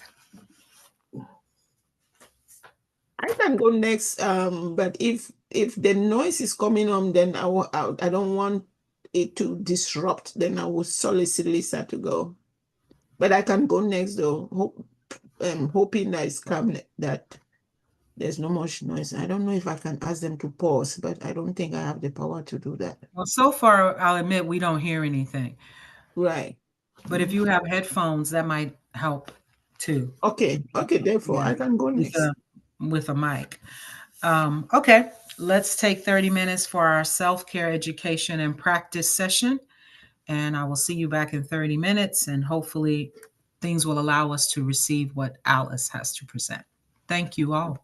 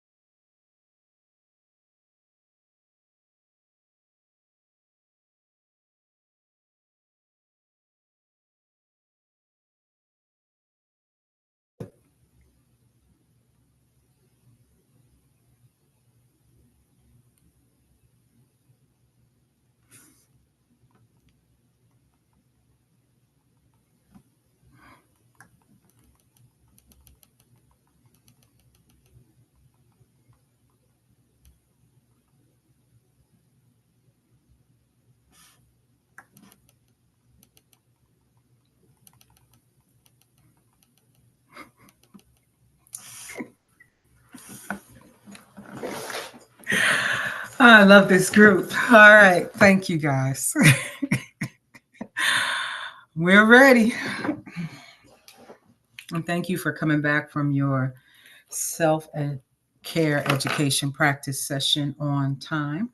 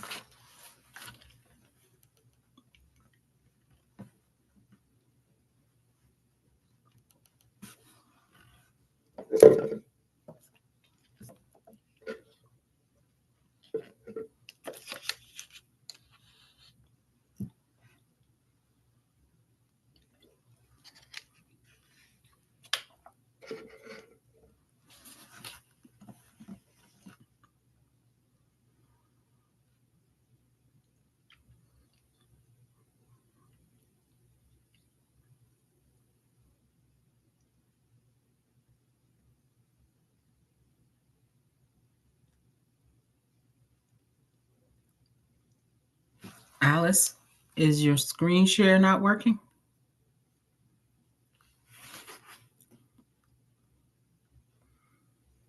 Okay. I read your lips. You're trying to.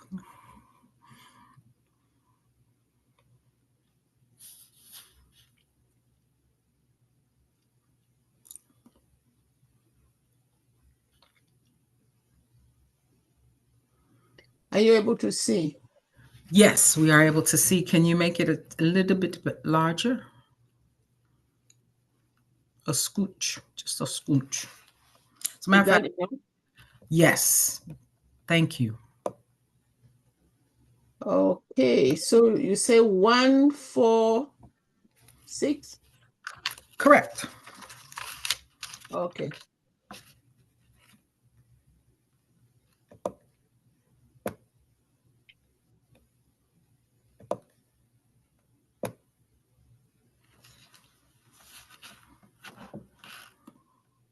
Social occasions and clinical work, responding to question 1.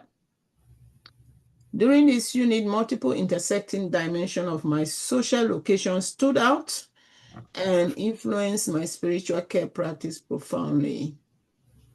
I am an African Cameroonian American woman shaped by a childhood rooted in socioeconomic marginality and gendered communal expectations in Cameroon. My ethnic identity as Bamising and Tikobon, coupled with my upbringing in the Presbyterian Church in Cameroon, grounds my theological worldview in communal solidarity, lament as resistance, and God as defender of the oppressed. My education level as a trained theologian and professor of biblical and religious studies shaped my pastoral care into deeply integrative, spiritually anchored, and contextually relevant presence. My trauma history includes witnessing my mother's lifelong suffering under patriarchal oppression, widow dispossession, and cultural silencing, as well as navigating my own experiences of gender-based powerlessness within extended family and religious institutions. This history gives me heightened empathy for widows like AL, which again is AL, which is again, you all know the names, you've seen it in my verbatim. Whose grief over her husband Emmanuel's death is compounded by cultural accusations of witchcraft and dispossession by in-law. My mental health and resilient practice, rooted in trauma-informed care, reflective journaling, and contemplative prayer, equip me to sit with pain without spiritual bypassing. As a mother of 3, I approach care recipients with maternal empathy, and fierce protective love. As a professor, I engaged them with curiosity, theological literacy, and pedagogical humility. My clinical work this unit included spiritual care encounter with diverse care recipient, AL, a widow navigating cultural dispossession and spiritual alienation, G, reframed masculinity theology towards Christ-like servanthood, M, navigating alienation and emotional cutoff after her father's suicide and mother's detachment, D, processing triangulated grief from parental divorce and father's deportation, J and T, orphaned young men rebuilding dignity through education, and K, a parentified Cameroonian woman forced to fund her father's burial alone, her grief silenced under cultural expectation. So I'll move to each visit became an altar of dignity, restoration, laments, honoring, and theological reframing. My role in these encounters have been a hope bearer and pastoral encourager, mothering mentor, pastor, justice advocate, and grief witness, and cultural parentifier. Categories number 66666 666.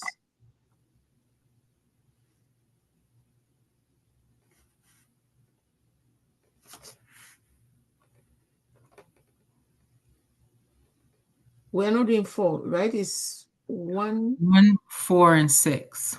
Oh, we're doing 4. Okay. Faith theology, spiritual growth. This unit has profoundly transformed my faith, theology, and spirituality, moving them from purely academic commitment to embodied pastoral realities. My doctrine of God as liberator, defender of the oppressed, and mothering presence were tested and dependent in real, and they were tested and deepened in real encounter with suffering, grief, injustice, and theological wrestling. We AL, my theology of God as defender of widow moved from psalm exegesis to live pastoral presence as I sat with her, tears affirming her dignity against systemic cultural dispossession. This experience exposed a gap between my professed theology of divine justice and my embedded anxiety about whether God will act in the face of systemic evil. Her story compelled me to trust God's timing beyond my urgency to rescue. With G, my belief about masculinity liberation moved from feminist theological frameworks to pastoral conversation as I reframed semen-based masculinity through Genesis 38, calling him to Christ-like servanthood. This revealed a tension between my academic certainty about feminist hermeneutic and the pastoral humility required to journey alongside rather than impose conclusions. With M and D, my theology of prayer as attachment security moved from research on trauma-informed spiritual care to witnessing prayer as their only safe place amidst family alienation. My embedded theology shifted to embrace prayer not only as intercession, but as relational reparenting, where God becomes a stable caregiver in fractured family system.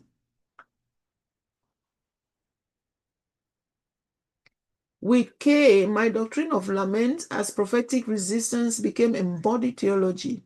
Her tears, silence under parentification, and cultural expectation to carry her father's entire burial cost alone reminded me that lament is not weakness, but an act of defiance against systems that erase human dignity.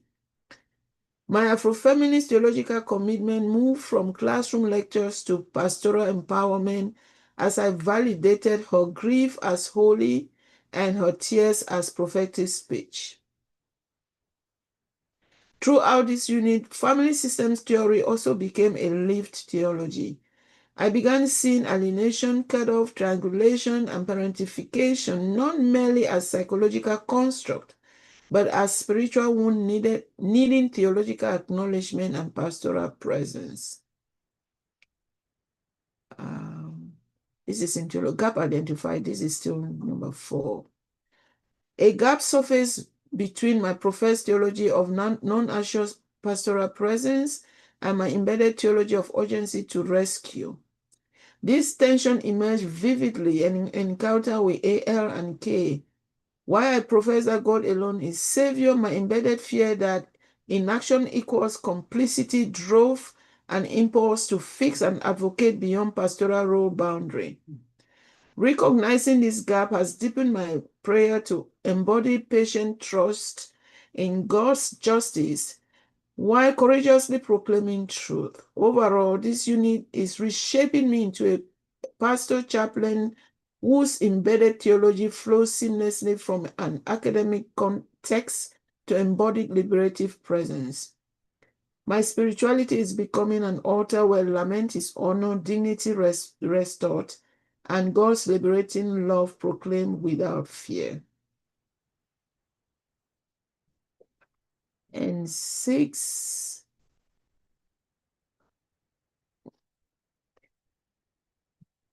V brings to our group a dynamic presence rooted in his social location as a Roman Catholic priest. His hermeneutical approach to scripture and his ability to integrate deep biblical reflection into pastoral care enriches our conversation. V's empathetic listening, calm demeanor, and theological insights have sharpened my own theological reflection. His collaborative spirit makes group discussion life-giving rather than competitive. His growing urge may be to continue integrating his theological brilliance with personal vulnerability to model embodied theology for care recipients. I am grateful for V's presence and pray that his ministry continue to flourish in both wisdom and compassion. A.L. is a deep well of compassion and pastoral presence. As a pastor, his care philosophy is powerfully care recipient-centered, and his insight during group reflections are always rooted in authentic spiritual attentiveness. His calming and gentle nature fosters a sense of safety in our group, making it a sacred space for learning and vulnerability. A.L. is a blessing to our CPE community.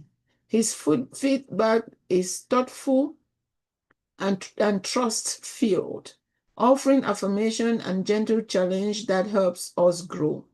His growing edge may be to continue articulating his unique theological frameworks in group to further enrich our collective reflection. A.L. ministry embodies Christ-like tenderness. I am blessed to journey alongside him. L is a deep, compassionate, and caring presence in our group. Her empathy radiates in every session, creating a sense of safety and affirmation for all of us. I feel so blessed to have her as a peer, and I'm especially grateful that we are in the same class for Unit 2. Elle consistently sets a strong example for our group. I look up to her as she often volunteers to present first for assignment.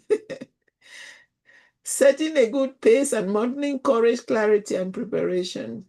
Her reflective contributions are wise, thoughtful, and rooted in genuine care for each of us. Elle is truly a blessing to our group, and her presence reminds me that chaplaincy is as much about quiet strength and compassionate listening as it is about words spoken. Her growing edge may simply be to continue trusting that her compassionate presence is itself a powerful ministry gift, whether or not she feels she has the perfect words to offer. Reverend D is a gifted teacher, spiritual leader, and pastoral mentor. Her knowledge of chaplaincy practice, theology, and clinical formation is extensive and deeply integrated. Her feedback in both group session and individual supervision is consistently insightful, challenging me to grow while simultaneously affirming my unique pastoral identity. She models the virtue of a wise teacher, patience, humility, attentiveness, deep respect for each student's journey, and fierce commitment to our growth. Her questions guide us into deep self-awareness, theological integration, and pastoral authenticity. I'm deeply grateful to have her as my supervisor in this season, as she embodies what it means to be a teacher who does not merely impart knowledge, but awakens courage and nurtures calling. Group as a whole. This CPE group has taught me that chaplaincy is not about care recipients. It's not just about care recipients. It is also a healing journey for us as caregivers.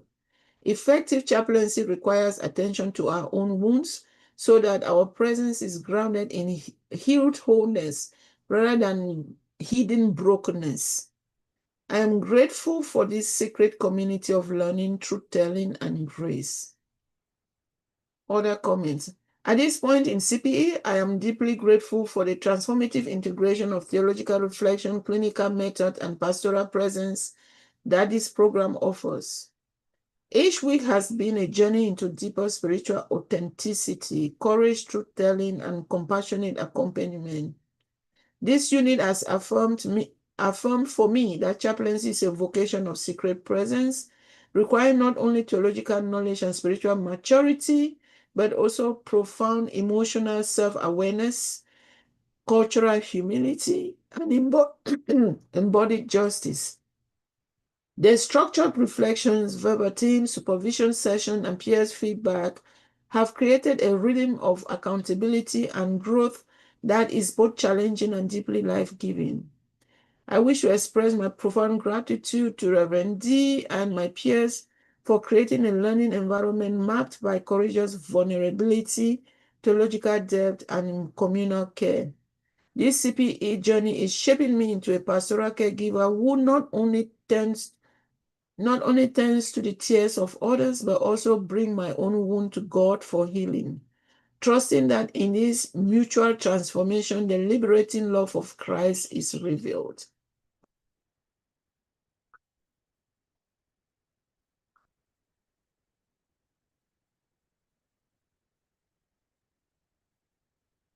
Yeah.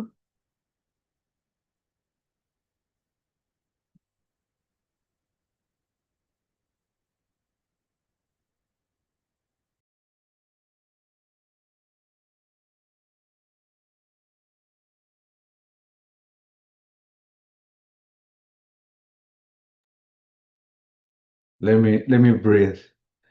What a journey. What a journey. I'm so proud of you. I'm so proud of you. That made me realize what you told me a few minutes ago. To know you more deep. I have more respect because it wasn't easy for you as a woman, as a daughter, as an African, to be where you are right now. You have to share yourself, just sharing yourself for what you are doing, for what you are accomplished, for who you are right now. Because you are different from the beginning. And this journey is gonna make you shine more. Because you're gonna shine that. God is gonna expose in a different way, in a more deeper way, who you are. Because you are in the position who can take a lot from the deepest places that they are because you are there. You've been there. And thank you for share, who you are with this in this moment. Thank you for the words that you spoke about me. I really appreciate those words. Encourage me to move forward. Okay, that the problems we face it now, that not there is no problems, and look more small than the problems we really face it when we are alone, when we are with God. But thanks God because He found us and He called us to be with Him, to walk with Him, and now we are walking with the people in need, with the people who are suffering, and we can show them the way, the freedom, the happiness in some point. Thank you for sharing that. I really appreciate it. God bless you. Thank you so much, Alfredo. Thank you. I appreciate you massively. Thank you.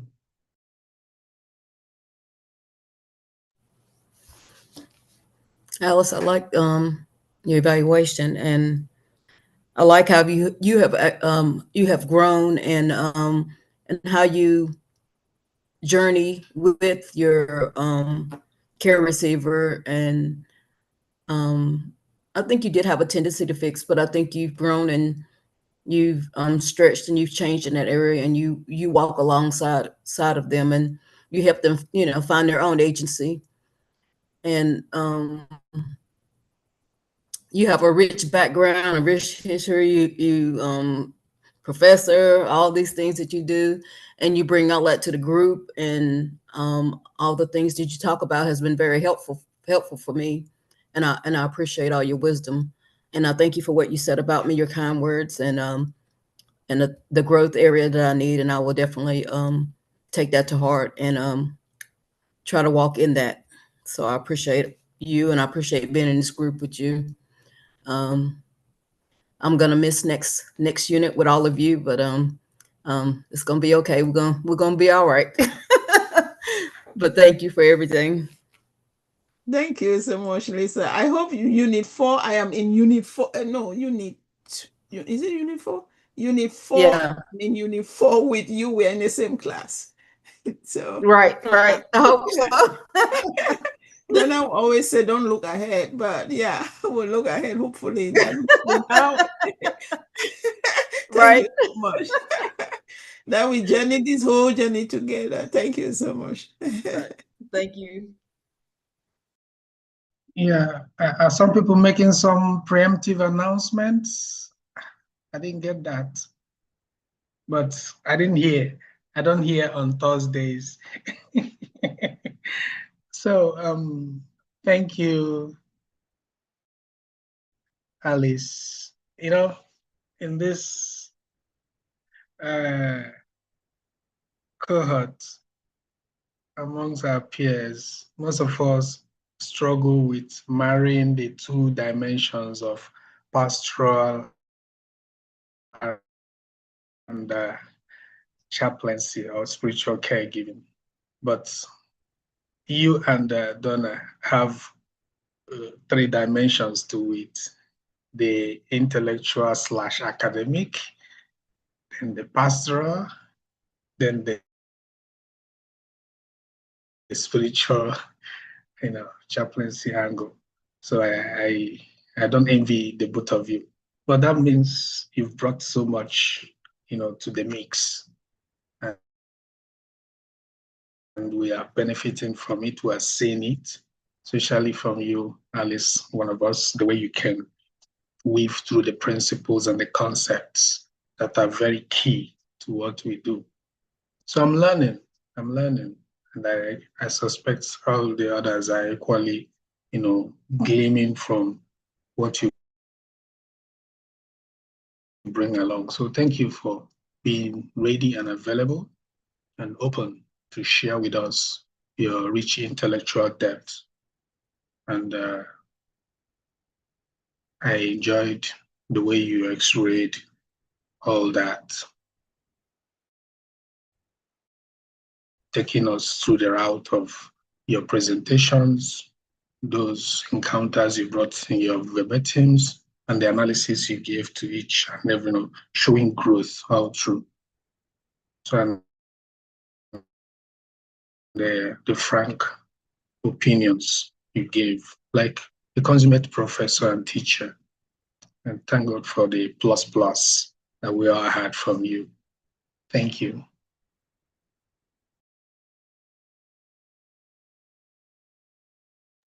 Thank you, Victor. My neighbor in Cameroon. I appreciate you very much. Thank you so much for your kind words. Congratulations. You have finished your mid-unit evaluation. Awesome, awesome, awesome. Any places of curiosity that you would like for Alice to expound upon?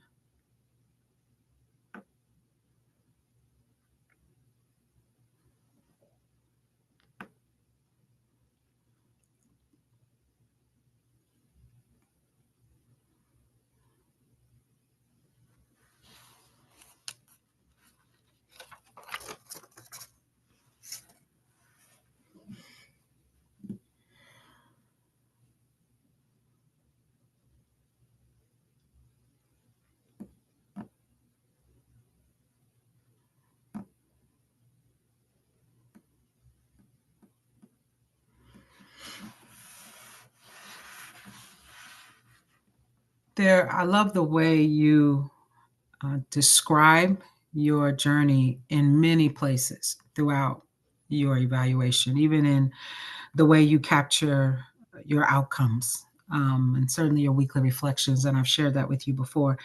And from this mid-unit evaluation, I so appreciated the way you just encapsulate in a very simple way this goal to be a non-anxious presence, which is what we talk about being as chaplains. I often chart I was a non-anxious presence and blah, blah, blah, blah, blah. But I love the way that you captured it, that we become a non-anxious presence by the work we do of attending to our own wounds. And you talked about being grounded in healing wholeness, or in healed wholeness rather than hidden brokenness. And I thought that was just a beautiful way to capture the work that goes behind being a non-anxious presence, because we know, others may not, we don't wake up a non-anxious presence. We have to work our way into that every spiritual care encounter. And so thank you for that language. And I'm going to use that with your permission going forward as a way to describe this non-anxious presence. And my curiosity is around what I imagine is increasing ability, but I'd like to hear about the journey of your becoming aware when you're not a non-anxious presence, and particularly when you are providing spiritual care. Can you expound on that and share with us? As you know, that is my biggest learning urge, and the gap that I'm working a lot with. And that again, I've expressed on multiple occasions that is so tied to my philosophy of life and the kind of value I espouse, especially I'm a human rights advocate, if some of you don't know. I'm trained human rights advocate, and also I'm a DEI. I also am a certified DEI, that is diversity, equity, and inclusion. And those things really shape, and this becoming for CP is becoming my problem because it requires those values tend to want you to fix, or it's like I have a big time seeing injustice.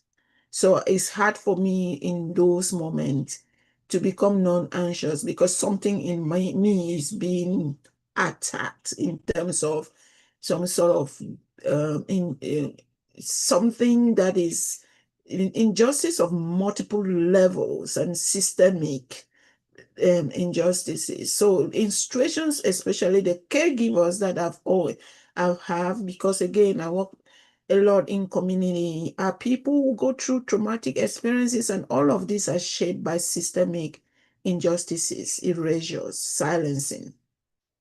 And in those encounters, it really once the stories are being told, I feel that anxiousness and that quick fixer mentality kicking in.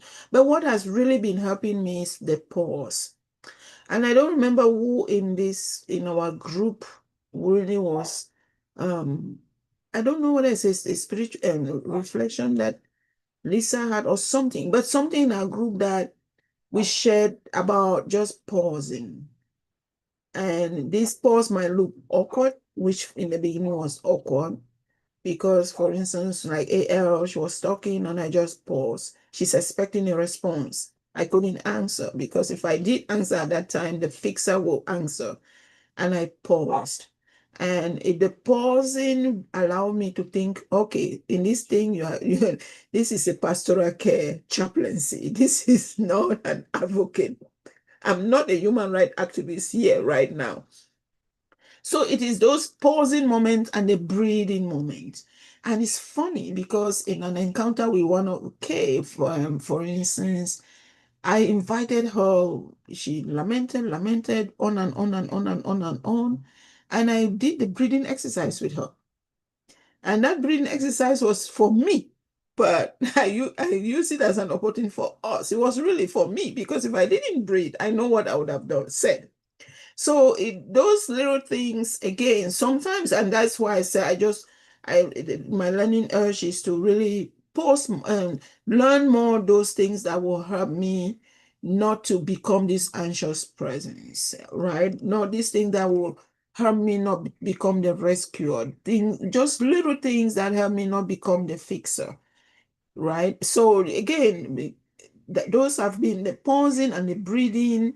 So like I told Alphonsine, and I said, let's breathe together, right? And then I asked her, how do you feel? Then now we continue. So the tone and mood changed from just that exercise, communal, she and I exercise. So those are the kind of things that I'm learning right now. And it allowed me that space to, in my head, switch. And again, it is so tough for me to switch roles because they see me, not only myself embodying multiple roles, they see me as different roles. This is a community that know me. They see me with different roles. So they know that I will be a problem solver because I do that too. They know that I want to find solution because I do that too. But now also what is also helping me, I try to, and this is again for me, I name when I enter that I'm here as a chaplain. And that also, for my brain, it tells me you are there as a chaplain. And when you say you are there as a chaplain, for me, it says multiple things. At least you cannot be a fixer. At least you cannot be a rescuer. At least you cannot. So it helps me saying it aloud also start switching the kind of roles. But it doesn't mean that I don't still struggle with, because I really struggle with injustice. I struggle with it so much. I hate to see people who are like Alphonsine, for instance, is hard for me. He's the toughest person that I am. And I'm going to accompany her for a while. But it's the toughest situation for me to not want to do something.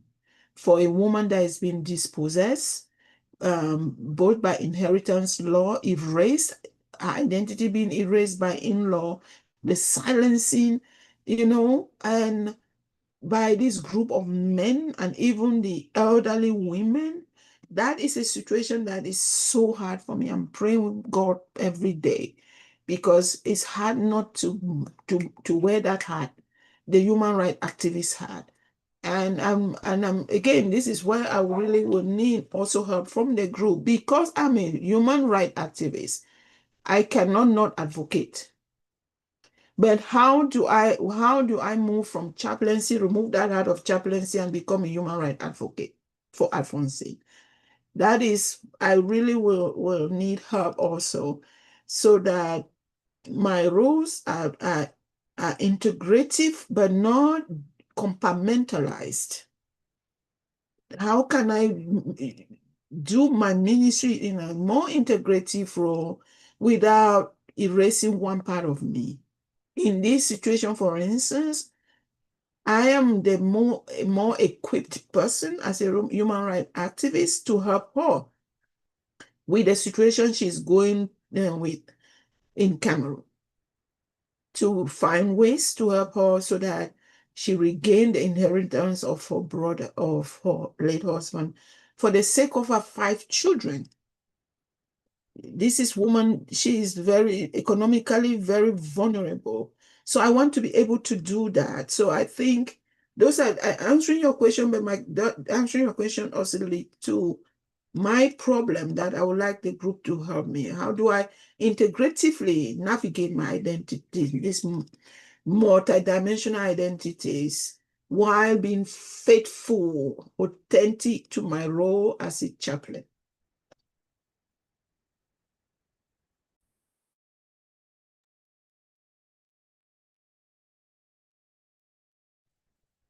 Yeah, along the same line of what you are trying to address, answering Donna's question.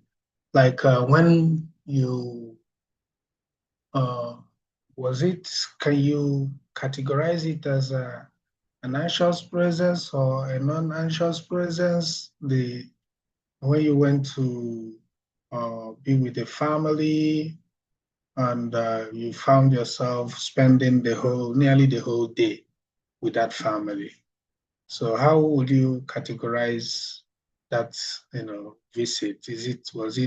Were you there in a anxious capacity or in an anxious capacity? That's your presence there. Very good question. That one is, I would say, because at that moment, the issues that most of the issues that surface that really will make you become an anxious person to want to fix happened not that day. That day, the father had just died. So that day was just a hospital. I would say that it was non-anxious in that I was just a presence to be with her in solidarity with. And most of the time I was silent, right? So sometimes we'll pray together, but most of the time I was silent. So there was no fixing the day.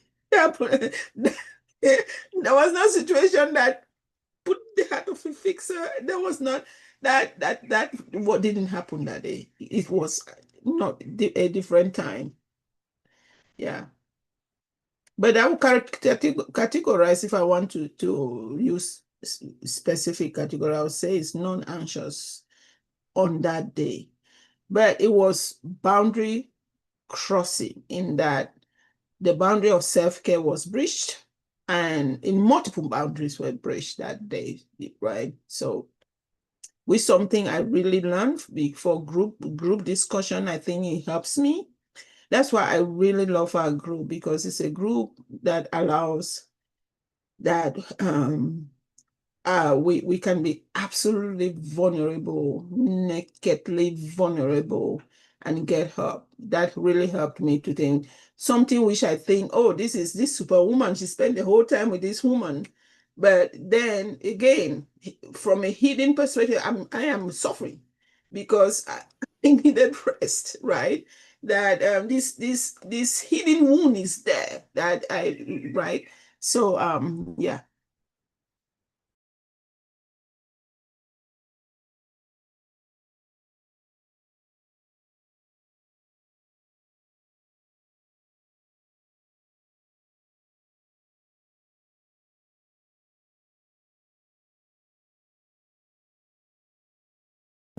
I want to encourage you, building on your observation about being grounded in the healed wholeness rather than the hidden brokenness.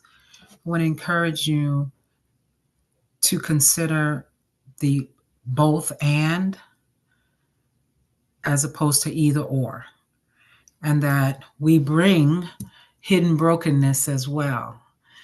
And sometimes it's exposed in our behavior in the moment, countertransference, and we grow in our ability to recognize it, and then in our ability to choose action that isn't dictated by it.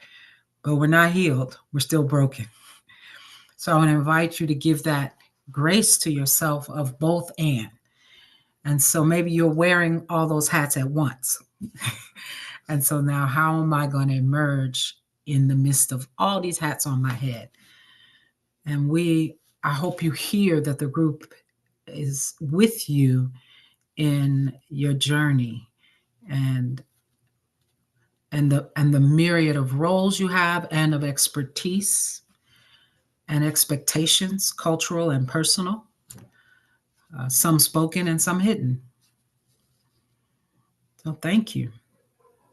Thank you. Thank you. Yeah. Thank you so much. All right. Well done. Well done. You just came back from practicing some self care. You need another break before we receive our next presenter? Or would you like to proceed? It is up to you. I would love a break. Okay. Can we make it 5 minutes? Is that Sure. all right? Mhm. All right. I'll see you in 5 minutes. Okay.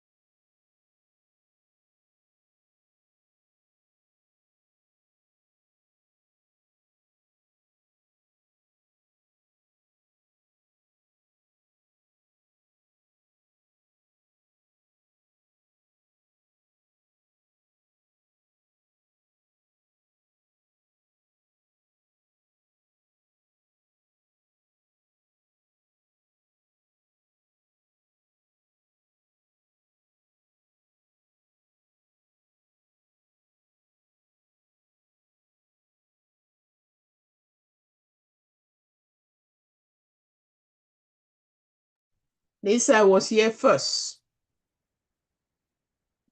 My video was not on. I was here first.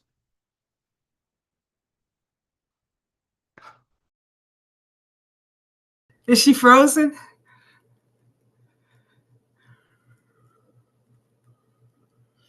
That would be perfect karma.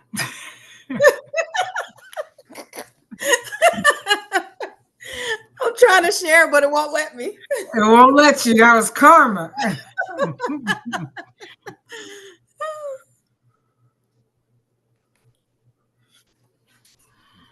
It says choose what to share. What's something I don't know.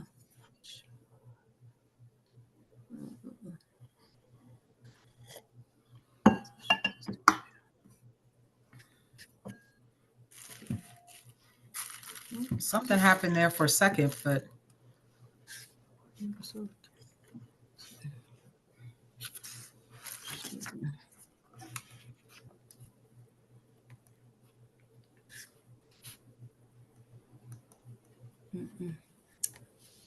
I'm gonna have to get on my other computer. This one's not letting me do it. okay. I'll be right. Okay.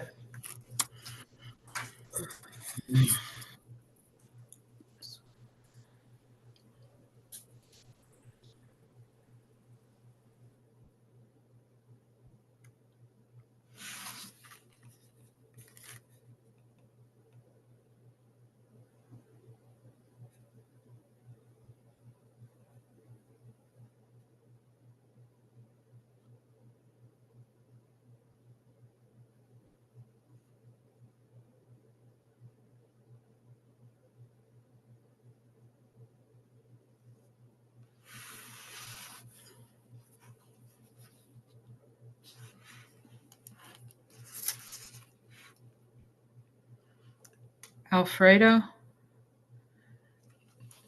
Chelsea did confirm with me arriving Okay. at 8 a.m. Oh, perfect. And I'm going to Okay. meet with her first, and then we'll go from there. All right. Perfect. Okay. Thank you for confirming. You are welcome. Because I'm not gonna see her until Monday. Ah, okay, great. Let me make.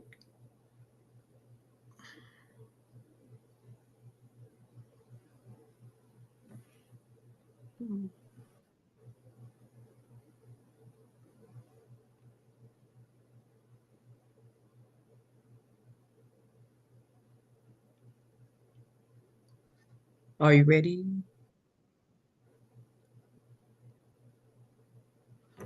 Yes, we can see it. Okay. So I edit a little bit during my break. But Oh, mine is not completely finished. I didn't do section number 4, so I won't have that today. But I will update and send it to you. okay. I'm a provisional elder at the United Methodist Church. I'll be writing papers for Full Connection this month. My social location stands out because I'm the only African American pastor of my United Methodist tradition in the immediate area. I have 2 churches, Brooks Chapel, with 27 members, and Wells Springs has around 35 members that attend each week. Most of my congregants are 65 years and older or older. Between both churches, I have 15 people who attend who are not members. However, they do support the church in every way possible. There's a trauma history and church hurt at both churches. Some struggle with mental health issues. I feel like we're on the pathway to healing. There are more women than men in both churches. In Wells Springs, back in the day, they were a thriving larger church. I'm a single mother of 1 son. He's 36. I think he might be 37. I'm not sure. He graduated Chapel Hill with a chemistry degree. I am the 5th child of, well, we have 7. I have 7 siblings. I'm number 5. My mother's 92 years old and she still cooks 3 meals a day. And she's very independent. I have master's from Hood Theological Seminary. Overall, I'm healthy. Over the last year or so, I've lost 50 pounds, trying to get healthy. so I won't have to be dependent on my son taking care of me. I can take care of myself. I feel like trauma from my childhood and not being heard, it has made an impact on how I give care to others. I do for others what I wish others would have done for me, as a single parent and as when I was a little girl. I used to have the role of trying to fix people's situations, giving financial support even when I was in need. That started early in my life. Now through the classes and through therapy, I know that I can only fix me. And through CPE, I've learned to come alongside people. I lost a few relationships when I started to care for myself. I started taking vacations and caring about myself, and people felt as if I were being selfish. The truth is, those people were only using me. Through CPE, I developed a greater sense of self awareness, taking care of my mental health, physical health. I believe I can serve in my role as pastor better because of CPE.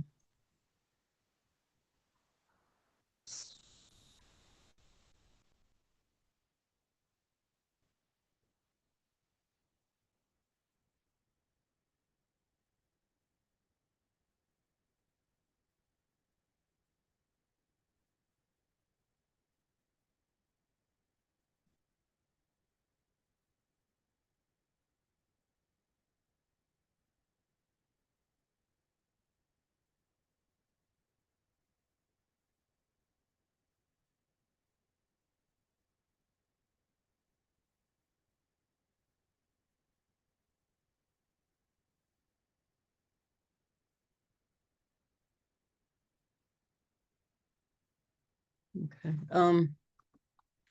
My CPE group, um, VE, I would like VE to offer me feedback on the areas that he sees for growth. This will help strengthen my work and help me be a better chaplain. I find it challenging to offer feedback as I think that I may be hurting someone's feelings, so that I feel like others might feel it's hard to give feedback as well. The cohort is a safe space for us to evaluate one another with grace and care. He does affirm my strengths and values. I believe that VE is a valuable asset to our CPE group.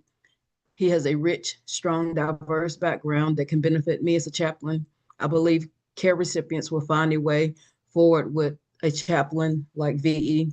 Your tone and your pace are very comforting. I'm grateful that we have a unit together.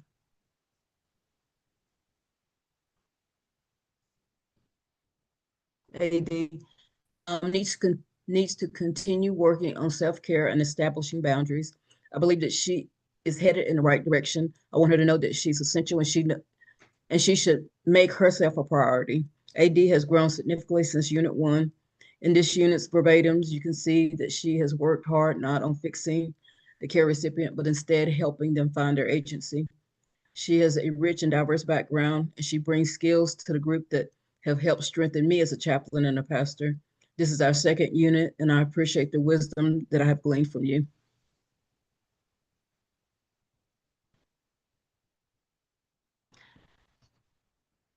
AS, one area of growth I would suggest for AS is not to rush the care recipient. Let them find their agency through developmental questions. AS should pay attention to his capacity and refer when he is exhausted so that he and the care recipient can have the best experience. I think you are a great chaplain. The skills and compassion you offer to care recipients are invaluable. You're a non-anxious presence. You always give the care recipient space to grieve or just be whatever that might look like. I appreciate how you bring the team on board when it's beyond your area of responsibility. I appreciate you and I'm glad that we have the opportunity to work together on this unit. DA, an area of growth is to share more of your chaplaincy stories that will help us in our role as chaplains. You're an asset to this group, and I'm grateful that I was able to continue this unit with you as you possess a wealth of knowledge and have taught me a great deal. I appreciate that if I don't understand anything, you always take the time to break it down so that I can understand it. Even if I believe that I had the answer wrong, you always turn it into a win. Not only have I, not only for me, but I have also seen it in our group as well.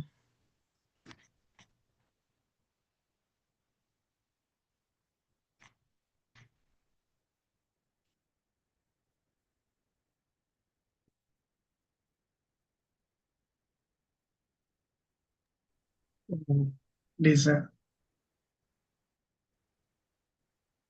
thank you. Without meaning to say it, we came out, in a very unique and special way, you know, and you being a mother and having a heart of gold showed Thank you. the whole essence of having you here. So you are a blessing to us. Thank you. Thank you, Victor.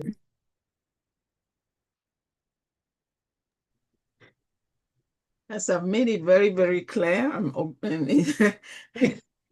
I like that I can easily volunteer you. Take it back. See. So I'm really you are you know Victor and Alfredo, this and myself, we started the first unit. So I will say I'm really, really so blessed that I started chaplaincy with you as a, a really in the team. I call it a team because we really work together collaboratively as a team to make it a safe space, a place where one can be absolutely vulnerable. And it was a place that helped me to be transparent about my hidden wounds and not try to hide them. And you being there was such a blessing, and you remain a blessing, and that's why I hope for Unit 4 we are together. Um, so preemptive move. Yeah.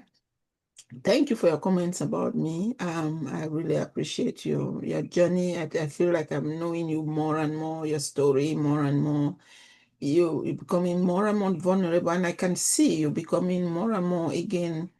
That confidence that you're in a safe space with people, again, broken bodies together that are being pieced together by the Lord and by our mutual kindness to each other and hospitality.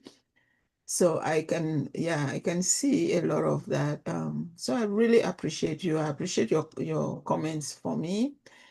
My own learning urge, and I really appreciate your kindness in urging me on in especially creating more boundaries and self-care. Self-care. I'm really doing self-care. Thank you. Thank you so much, Lisa. You're welcome. Thank you. I appreciate your comments as well. Thank you. Thank you. Thank you, Lisa, for your comments. And of course, my growing age, I'm working on it. This is one of my goals, to take care of myself in all the areas, not only as a caregiver, as a father, as a brother, as a son, as a person, because everything demands from us a lot. Mhm. The family, has a lot of struggles right now. And on top of that, we have to take care of the people, be aware of it, weakness. We have to have boundaries around us, good ones, to help us to be with a good attitude, with a good spirit in the place that we have to be. Thank you for that point, for sharing with me my growing age, and I really appreciate your words. I know you more through this mid session when you explain about yourself, your kindness, your words. You have a different way to express yourself, which is made this group more rich, and I really appreciate it. Thank you for everything. Thank you, Alfredo. I appreciate your kind words. Thank you.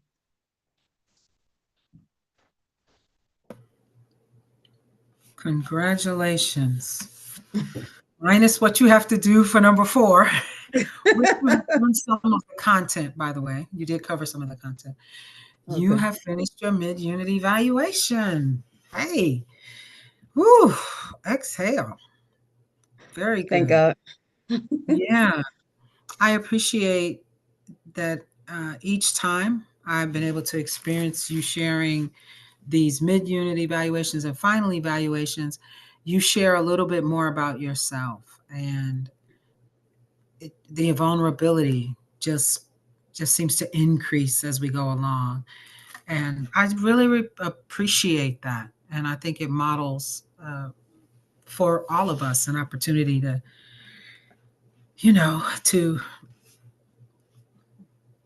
to take risks too and share.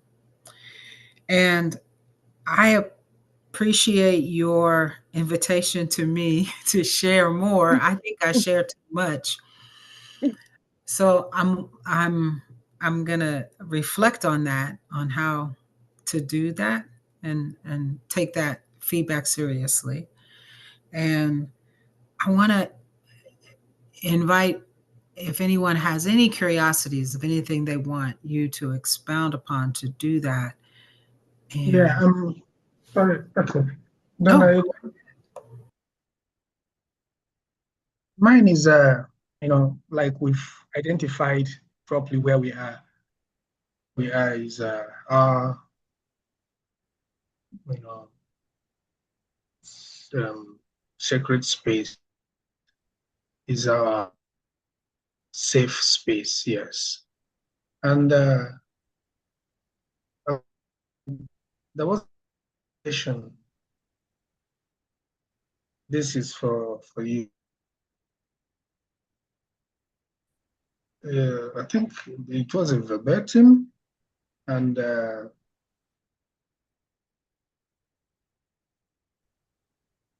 we've been encouraging each other to be vulnerable, openness, and all that. I think there was a question about how open you were, perhaps too open, using your counter transference to empathize with the care recipient. I'm asking you, does it come to a point where, can a chaplain be embarrassed about his or her vulnerability? So that's the question.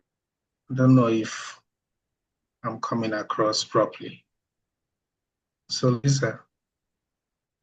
You say, can a person be embarrassed by the vulnerability, by what you share, Yeah, you mean? does it come to a point when I share too much, or you know, because Robert, I'm trying to point at, I don't know whether I'm getting it correctly, but they use your counter transference in order to empathize with the care recipient, and within that you know questions were brought. I don't know what was going on in your mind. Can a chaplain really be embarrassed for revealing too much? Um, I don't know if I would share as much in a different setting, like if I was a chaplain in a hospital or something, but I guess because of my my location, which is the church, and I don't know. I don't feel, I mean, maybe I used to feel embarrassed about it, but you know, I don't feel embarrassed about surviving what I went through. So I'm able to share it and be okay with it. I'd rather me tell my story than somebody else tell it. So I'm okay with it. So I don't know. I guess maybe in a hospital setting or something like that, or even in hospice and stuff, that wouldn't be an option for me to do that. But I guess being in a church and being a pastor, it's you know it's not It's not this to me. It's not the same. It's not this. It's not the same thing. So, yeah.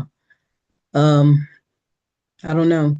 I think I guess for each person, they would have to, I guess, feel that out and feel, what feels good to you about sharing.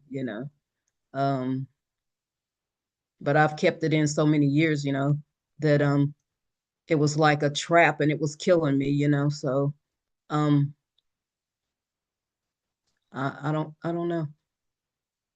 I'm just grateful I survived and didn't take my own life during it all. So I'm able to share it. So I'm okay with it. So I don't know. I guess it just depends on, like I said, your situation, you know. I don't know. Sorry if I didn't give you like a clear answer.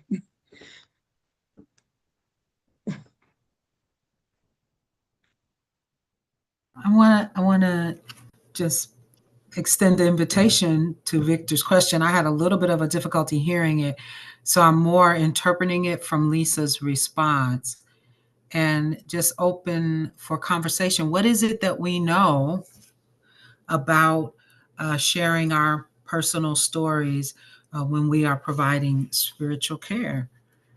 Um, let's let's just talk about it a little bit. And Lisa, we could begin with you because you have done it, and so you already have some wisdom around it. So, what are some of the things we know about this? Um, I think for me, I don't know about anybody else, but for me, being able to share, especially if it is the same kind of situation that somebody else is going through, being able to share helps normalize it. No, not normalize it that it was the right thing that happened to you, but that it's okay to share that, and that I'm journeying along with you. And I know I know some of what you go. Our experiences are kind of different, maybe, but I understand what you're going through. And just so that people can have a companion or somebody, like I said, journeying with them, so they don't feel alone. Because when I was going through it, I felt like nobody ever been through this but me. Nobody's been, but that's not true. Other people have been through it. And people have shared their journey and their stories with me, former pastors and things. So, yeah. So I hope I hit on what you wanted. Yeah, I think along the same line, yeah, we also, our level of involvement, our presence, our anxious and non-anxious, engagement will also mean that we listen very well, and the care recipient must perceive us as being in the same space with them at that time. So which means you're hearing them. And in order to express that and communicate exactly that, we also can validate them with our, experiences and encounters that perhaps, you know, tally with where they find themselves. That's that would be very helpful. And with that, when we make that connection with them, then we can draw from some of those counter transferences and accompany them the way we ought to, rather than leave them and back out. They'll be feeling as if they are on their own. But when a chaplain, without limiting it to some extent, but you've met them, that validates, and they will now reveal more. They will now have that trust and confidence. And I think it helps for proper spiritual caregiving when we draw from our rich experiences, no matter how, you know, no matter what we dredge up from our past. But there's also a caveat not to turn it around so that you will now be the person being listened to. Okay, so there's also a limit so that you come Definitely. back to par and we'll move along. There's a way. It's about our listening skills and improving in what Yeah. we do. Thank you. Yeah. And I know the situation you were talking about in my verbatim, but I did ask her, if she minded I share. I tell her it was her time and all that, You definitely got to be careful that you're not trying to turn the situation around to where they're giving you care. That's not what you want. Then that's not what happened in that situation. Mhm. It can happen, but that's not what happened in that situation. And I think I will add that to in that situation for me. I instead really appreciated that because what you did that, and again, as you rightly say, when appropriate, what you did there was modeling vulnerability. And it sometimes is very helpful because you are in situations where you want to help the person create a safe space for the person to be able to tell their story, right? You being able to model that vulnerability and openness can really help care recipient share. And not only than that, and then you have situations in which it allows you to reduce judgment because you are also now you're understanding your own struggles, your own brokenness, right? It really allow you um to to to to see yourself as this broken person too in the midst of other people's brokenness rather than you thinking I'm this is in creating this dynamic of us versus them, right? That I'm better than you, but it allows you to see this to that person as with this empathetic with this empathetic posture as I am a broken person in the presence of another brokenness, right? It really it allows you to be really authentic, allows you to reduce your own ideologies about the person, judgment about the person, but creates this moment of imago Dei, right? Moment that is my sister, my brother. For me, it really creates, again, when appropriate, it does a good job of doing that. Right. Yeah. Yeah. Now, on the other hand, I got to be careful if I'm preaching and say something and my family's there, they'll get mad. Like if I'm preaching about the poverty we went through or something, you're telling all our business. You shouldn't be doing that. I'm like, hey, we were poor. What do you, well, you know what? That's just life. But yeah, so if I know one of my brothers coming and he hates to hear anything like that, I won't ever say anything about that because he would have a fit. So definitely, I guess it's more of an embarrassment. It's not something, it's not embarrassing to me. I don't care, but to him it is. So I'm respectful of that. So definitely. So thank you. Thank you, Alice. Thank you, Victor. Very, very good questions. And thank you. Yeah, I want to say something, because this topic is kind of important. Because for me, when I share my experience with the patients, when it's the time, made me make connection with them. I create some space as a humans because most of the time the people looking at us as somebody who never had problems, who has everything on control. Okay, you are the women of God. You cannot say that you are in a problem. What is God? No, that's not true. There's nothing more farther than the truth than this. Okay, and in my experience, when I brought something, and I be careful because I'm not, I don't want to be uh, talking about me, okay? Because when we brought our experience, we have to be careful, though. It's not about us. Just bring the experience to make the connection. That's the only purpose. Create a space of trustness. As a human, yes, I have problems. Oh, really? Yeah, but God helped me. That's the difference. But bring your own experience in some point. It's good for them. And then it's going to be good for you. Because sometimes we have a ugly experience, Somebody tell us, don't do this, don't say that. Why not? And create some kind of barriers on us when we meet the care recipients and don't allow us to be who we are with them. Mhm. Not only as a spiritual person, as a human being, as a people like them, that the same problems they face it, we face it. But they have to see us as a human.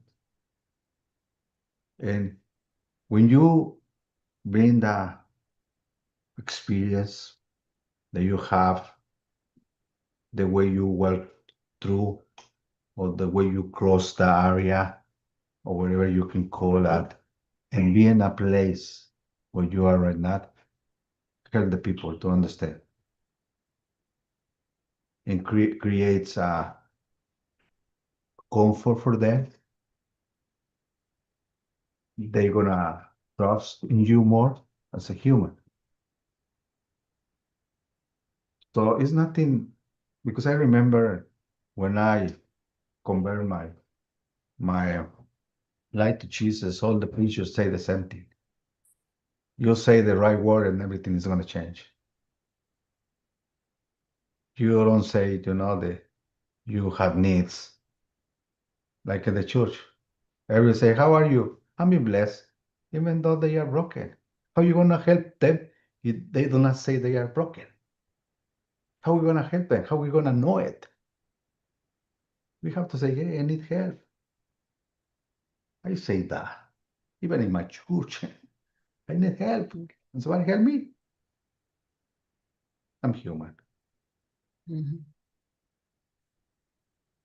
That's just on my own experience when I share my stories with the people.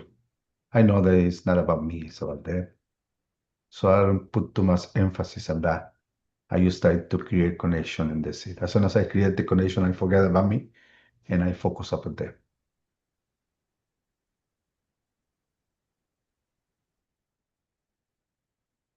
Thank you. I appreciate it. It's a wonderful group dynamic of sharing our collective wisdom. I just want to repeat back to you the wealth of information and appreciation for this particular part of something we have appreciated that you have modeled, Lisa, because of your verbatims and your sharing. And the idea that when we do share our personal stories, as you have all said, and Lisa, this includes you. Um, make sure it's appropriate. You talked about it creating, it can create comfort, it can create empathy, it can reduce judgment, it can create a moment where you're authentic, remind people you're human, not superhuman, help create a safe space, um, demonstrate care, uh, that you get permission, as you have taught us, that you're modeling vulnerability and you're encouraging vulnerability. It helps with the connection, with trust. It helps normalize the experience, um, helps with understanding and communicating your understanding, helps you become a companion and let the person know they're not alone. A reminder to be attentive to your presence in that moment and really be a good listener. It can validate the person. They don't feel like they're the only person in the world that's ever experienced this. and attentiveness to the power dynamics. You're not now asking them to take care of you. You just use it for that connection and you keep moving. Um, that's awesome collective wisdom of this group. And I just appreciate that and just want to repeat it back to you. And um, if I might add, I would encourage, in line with the clinical method of learning, that after you do it, you take a moment to reflect on it. Even if it's just you and a colleague, if you're not blessed with this phenomenal CPE group to bring it to, or even if it's just you in your quiet time, let me think back. What did I share and why? And did it have the impact I intended? And blah, blah, blah. Because that critical reflection is helpful for what it may surface in you that may be a part of your ongoing growth. So that's very well done. I think that's a home run, Lisa. And thank you for inviting us to reflect on this as a group and pool our wisdom. So excellent, excellent group work and excellent leadership in allowing us to have this reflection. Thank you. Isn't it powerful how talking about it, you've modeled it, and then we get to just experience it. One of the, may I ask another sort of inquiry, curiosity? You shared here that phenomenal goal of having lost 50 pounds in about a year, which is that's like a changes your whole physical presence in the world and presentation. And I'm curious if you observed ways that's impact you as a spiritual leader to have had that kind of visible transformation.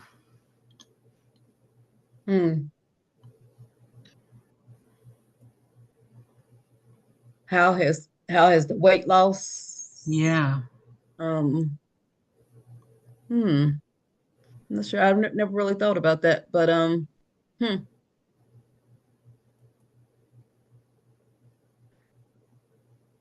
don't know. I don't really know how to answer that. um, hmm. Why don't you begin from how did you achieve that? How about it? Hey, thank you, Victor. I always need a prompt. How did I do it? Okay. Well, our conference offered a weight loss program in the year before in conference, and I kind of missed it. But then I was looking at the email and I saw it, and that it had passed the deadline by like one day, and I called them and I asked them could I be a part of it, and he's like, well, you kind of missed it, but and you can't do it, and so I just hung up and she hung up or whatever. And then she called me back. She said, yeah, I think I'm gonna let you in. So I had to get all this paperwork done by a certain time, but um you have to be a part of every month. You have to be a part of this group, and they talk to you about weight loss and all that stuff. You have a pharmacist that talk with you. Well, for the first year she talked every month with you, but now it's like every 3 or 4 months. And you have the opportunity to take a weight loss shot if you want to. You don't have to. You could do it another way, but I chose doing the weight loss shot. So that that helped me because I've tried it the other way before, and I'll lose it, but I'll gain it back. But I've actually have had it off since I started January, not this year, but the year before last. So um, I've had it off for a while and been able to maintain it. But I gained a few pounds here and there, but for the most part, I've been able to maintain it. Because if I feel better physically, I feel better mentally, and um, I'm able to achieve these different goals. If I feel better about who I am, I can achieve better goals and set goals for myself. And um, I don't know. I'm just definitely a resilient person. I've been through a lot of things, but I don't let it keep me down. I keep bouncing back, and I know it's not just me. It's God. God in me. He's done so much for me to help me see myself in a better light. I'm still I still have a lot of self-doubt and stuff like that, but it doesn't hold me down because I still keep going forward. Even if I get pushed down, I'll get back up and keep moving again. Um, I don't know. I don't know if I answered your question, but I don't know. That's where it took me anyway. So, Yeah, um, thank you. Thank you. okay. Victor, was that enough response? Okay, Victor's nodding his head too. Thank you, Lisa. Okay. Thank you. I appreciate that. Appreciate it. I All right. particularly appreciate it also because especially in our communities, people stigmatize getting help for weight loss, right? They feel, oh, you are not able, you are this and this. And I think it's important to start normalizing that you have situations where, well, if there are tools that help, why not? But there's just this, let's not talk about it. And you have a lot of people who will use shots or any other means to help them with weight loss. They will never share, right? Because of the stigma within community. And sharing that can help somebody else, but people will not share for the sake of the stigma that is surrounding. Oh, you didn't lose it by yourself. You like if you get help is a problem, Mm, so the ability to be able to share and share vulnerably helps, especially for people like you as a pastor, people in leadership, to help normalize um, the tools that God gives us to be able to help in situations like that. And I think if people start normalizing, especially those in leadership start normalizing by talking about it, it will help a lot of people who are in need of some push or some help to go get it.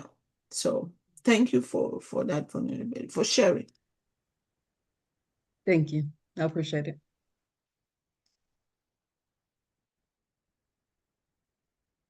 I thank you for the group and all your support and in every way that you have supported me. Um, it really means a lot to me because I don't have a big support system right now where I'm at. I'm by myself here, so I really don't have a big support system. So it's hard sometimes, but um, I create opportunities to be supported. So it's sometimes difficult when you have to create your own opportunities to be supported because people don't they don't like call me, Lisa, let's go to lunch and stuff. I'm always the one doing that. So I'm grateful for this support, being able to talk about it. It's been helpful for me.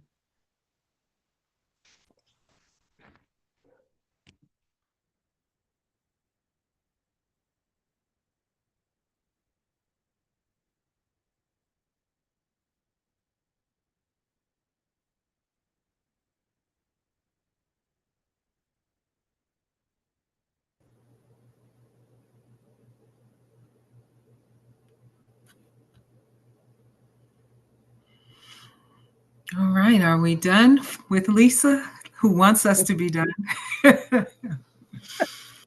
Well done, everyone. Thank you. This has been some very good work, good sharing, good reflection, good engagement, good group dynamics, and I'm grateful for you. We just have some logistics to do. And I need to clarify something, Alice, with you. I was anticipating, but I could have it wrong on the schedule, that you were going to do the spiritual reflection this week since you weren't able to do it last time. Did you have that on your schedule? No, because you said you will indicate to me when.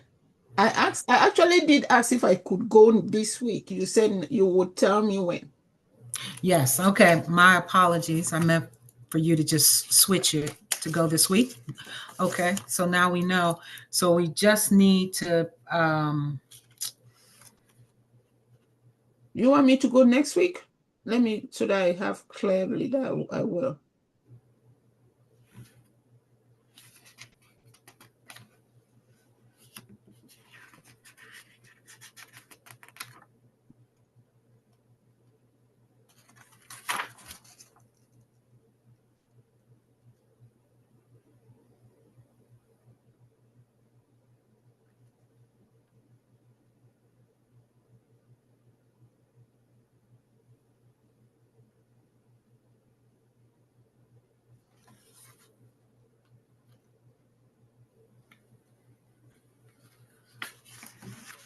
Okay, let's make it August the 7th.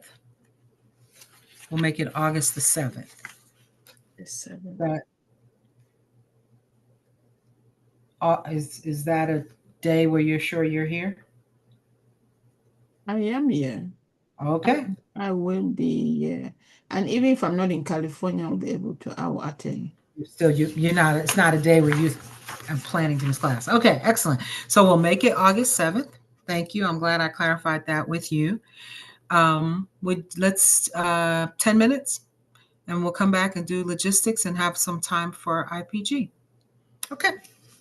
Thank you. Thank you. Well done.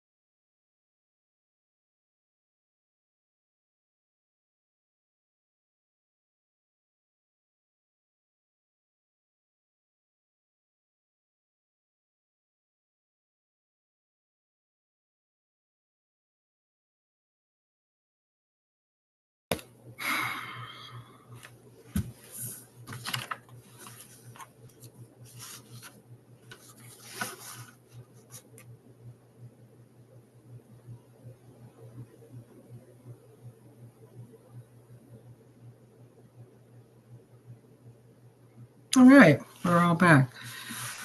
So the logistics that we, oh wait, no, we're not. It's not time yet. We got a minute.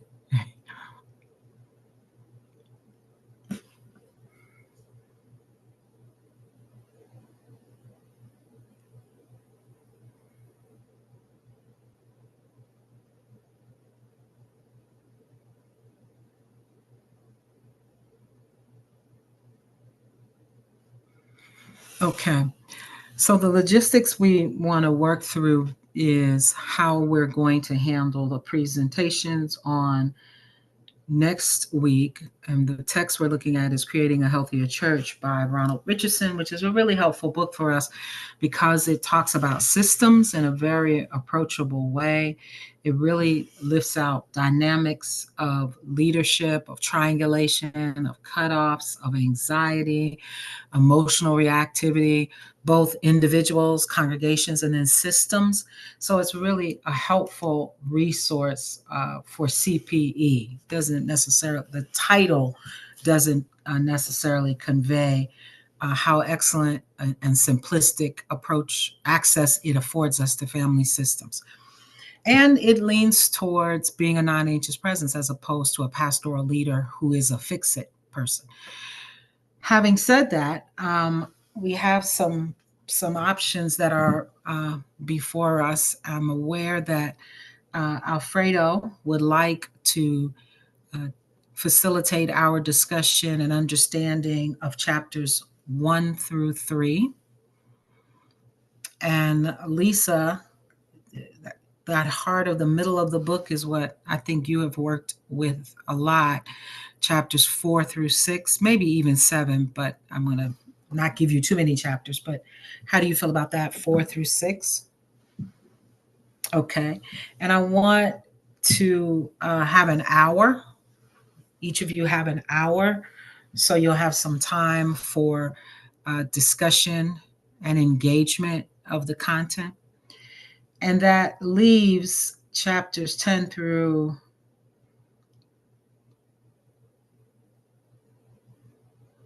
7 through 9 and 10 through 12. And I'm of two minds for this, and I want to come to a third mind, which is what we'll do, what we decide as a group to do.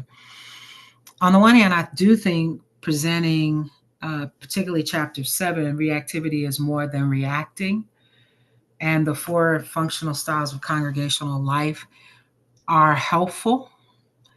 I think chapter 9, triangles, is even more helpful for our CPE work.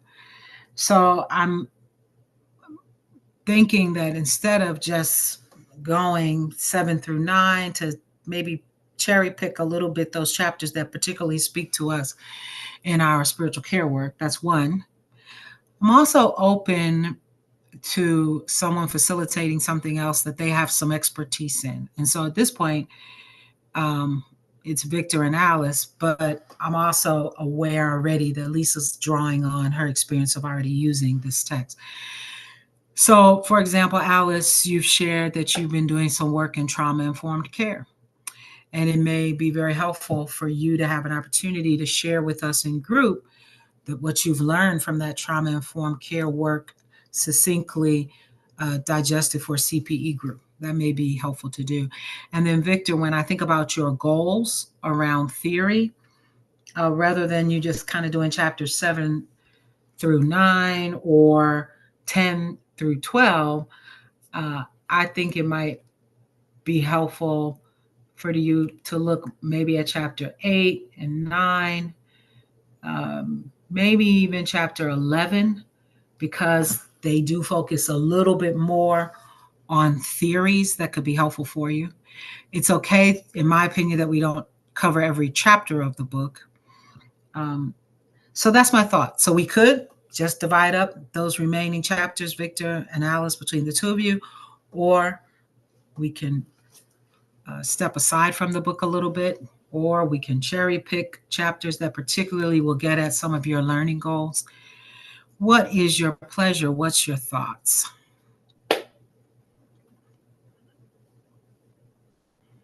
I would love to do something on trauma-informed care. Also, I'm selfish because I owe you a reflection. So that will help to kill two stones. To You use are one selfish. stone. You are Yeah. selfish, and I am strategic. Thank you.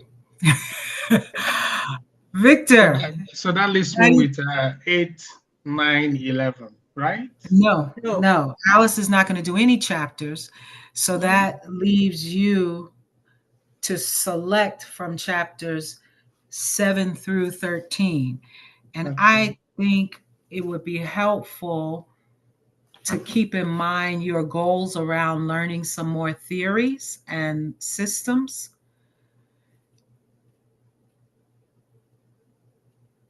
And I'll do 8, 9, 11.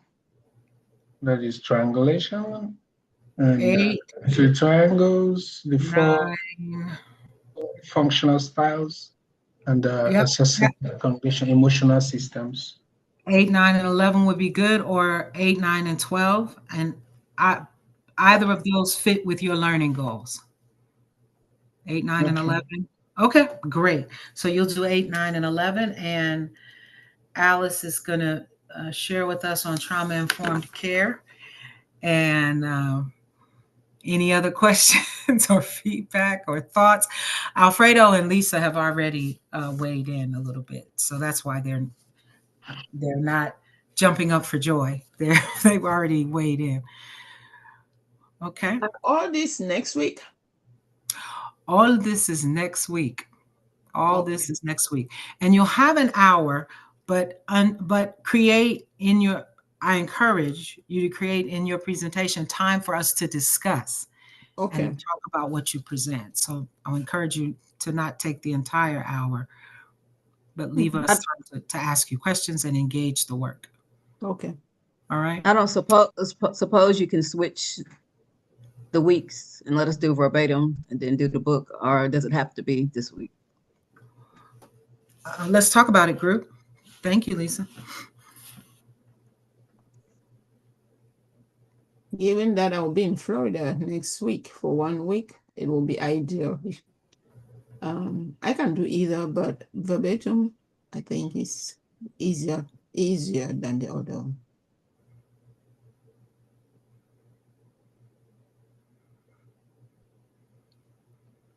I would just like a little bit more time to put it together.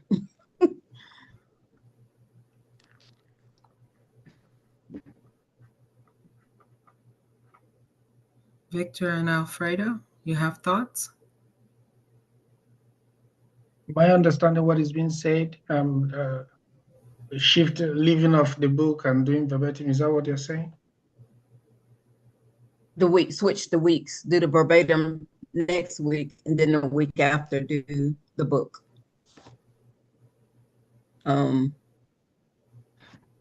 24th, July 24th, do our book assignment.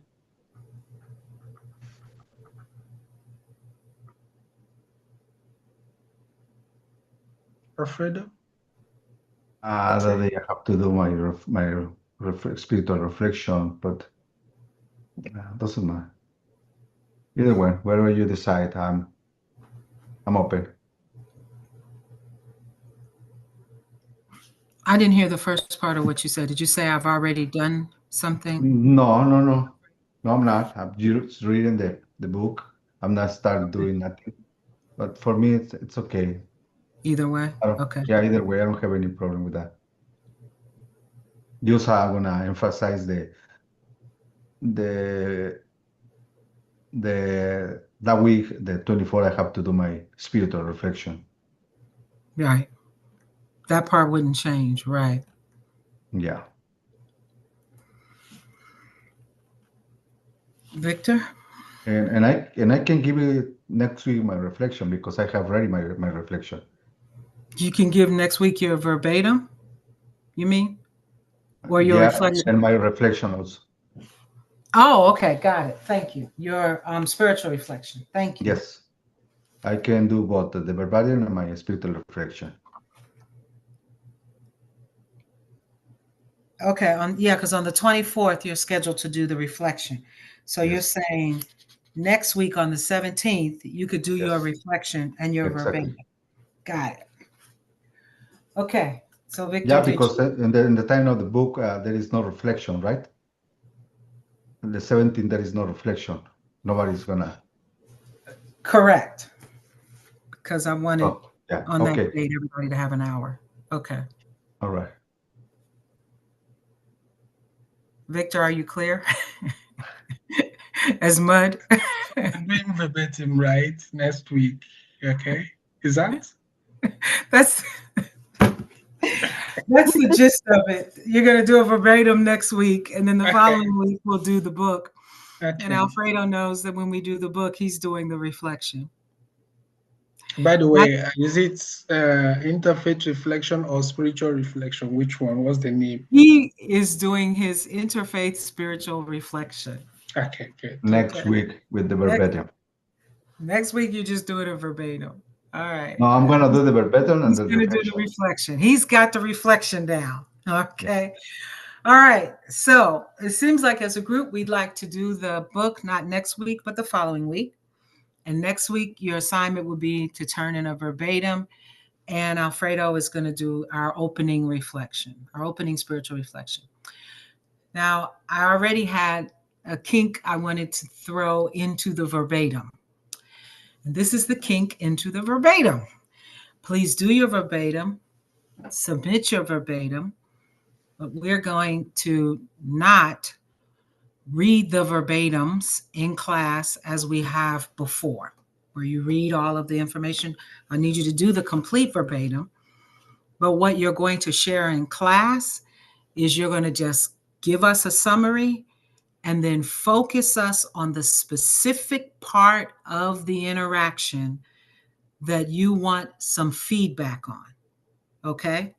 And then we'll spend that time talking about that specific part so that we have more time for engagement and the pooling of our resources and our feedback.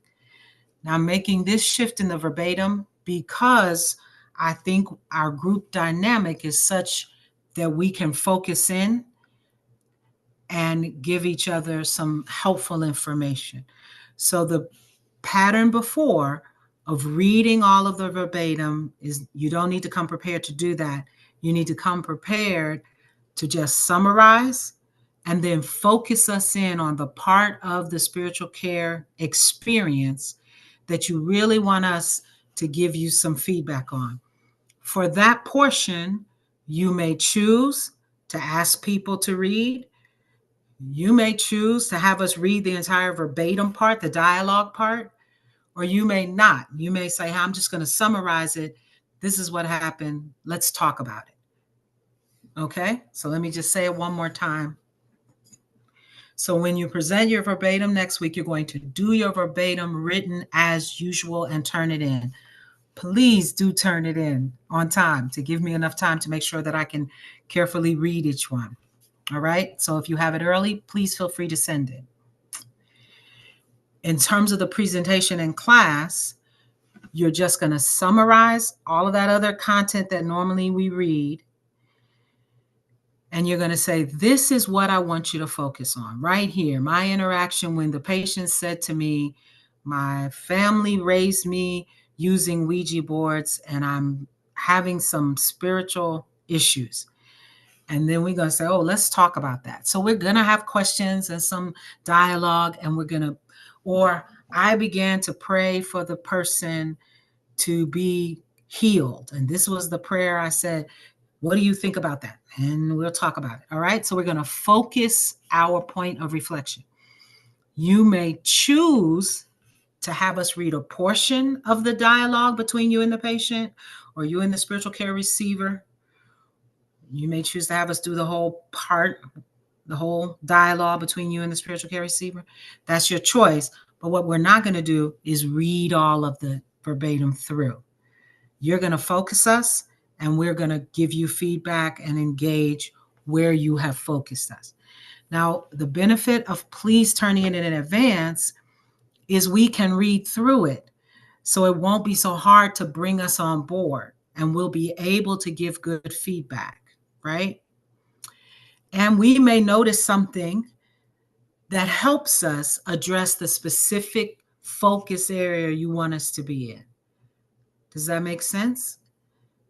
Any questions about that? Will it be It would be. helpful though? Oh, Go ahead. go ahead, Lisa. I just Will said it would be helpful if we got it on a Wednesday instead of Thursday, because I'm trying to run errands on Thursday before class, because I know I'm not going to be able to get back out and do anything. So I'm never able to read it when it sends at like 11 or 12. I can't. I don't have time to read them. But if it So comes you on would like Wednesday, to receive them on Wednesday by what time? um, about at least by 8 o'clock at night, Okay.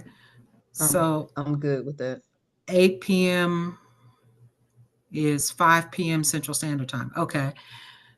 Are there any? Or 8 p.m. your time is fine. Okay, 8 p.m. our time. Okay. Yeah, that'd be All fine. right. So is everybody okay with that? Turning the written verbatim in by 8 p.m. Wednesday night. that is more feasible Okay. because All next right. week is going to be it's a crowded week for me, but I'll do the best. And I wanted to ask though, will it be helpful? And I think to me it will be more helpful. Again, it might be too much work, I don't know. And that will be helpful to have this summary at the end of the verbatim, and so that at least we can read it ahead of time. We can have it ahead of time rather than trying to articulate it or orally on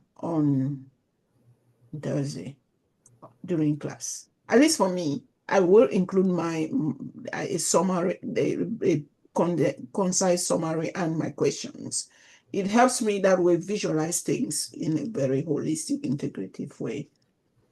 Okay. And I'm asking if that is okay. I think it's helpful because it allows also to Asking, respond. are you asking, is it okay for you to do it, or are you asking everyone to do it?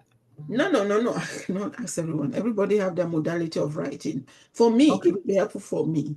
And it will also be from, I think, or also again, if for giving feedback, sometimes questions that are just raised at the moment requires, unless it's really tied to the verbatim very clearly, it's also to give helpful feedback is hard.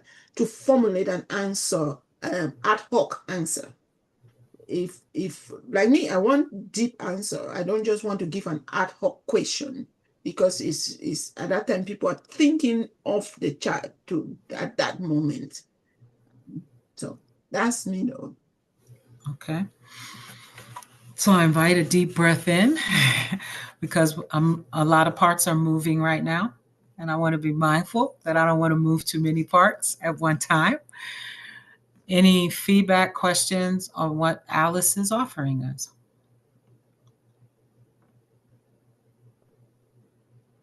I can put my Nodding summary head. in there. I mean, that'll be fine. Okay, you can put your summary in there and where you want us to focus. Okay. All right. Yeah.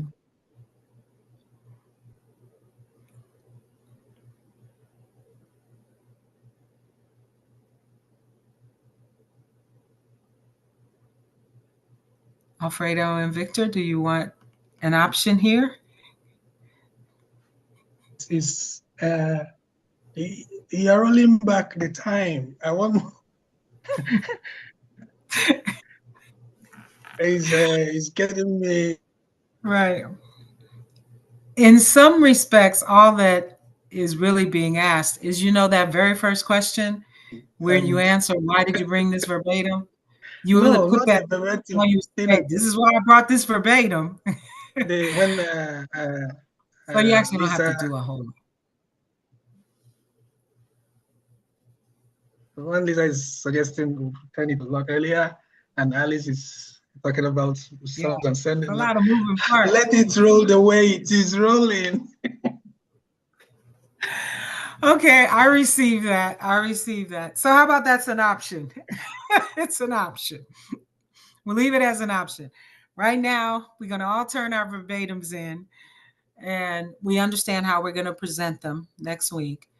We're going to aim to turn them in Wednesday by 8 p.m. If for some reason you cannot, we understand grace abounds. Okay. All right. All right. Excellent. Excellent. Excellent. So next week we're going to review the book. No, I'm just kidding. All right. Next week we're going to do the verbatims. Victor, Victor, you need to be in the room with me. Then you would have known that was a little humor. All right. I'm going to put Alfredo on the spot and invite him to invite us into some breathing. And then Alice will like this. We have about 30 minutes of IPG and end Oh, early. And end I, early. And early. oh, I thought we were leaving today early because we We did. we are. We are. Alfredo's going to lead us into a breathing exercise and we'll take about 20, 30 minutes for IPG and we will leave early. Alfredo, are you okay with that? You got me that, okay? Oh, thank you. I need it. Yeah, let's clear our mind for a moment. Close your eyes if you want it and think in the places that you feel comfortable. Could be in the forest, in the sand, creating a space of, of peace.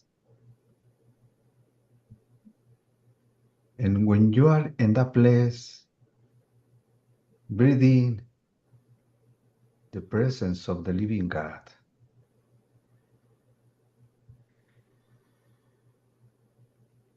As you breathe out, let all the things that worry you out of your life.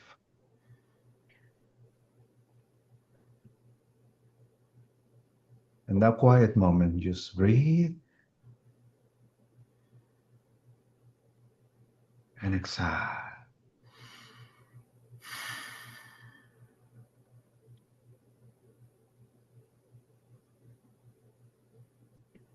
Breathe, hold it, hold it, and exhale. And as you do this exercise,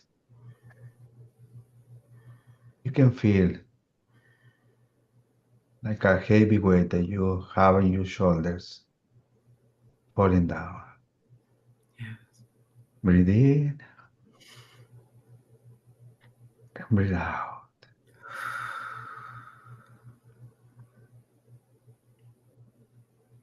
Breathe in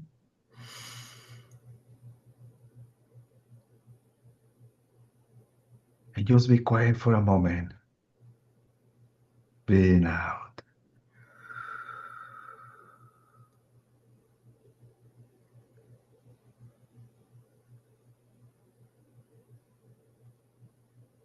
Breathe normally.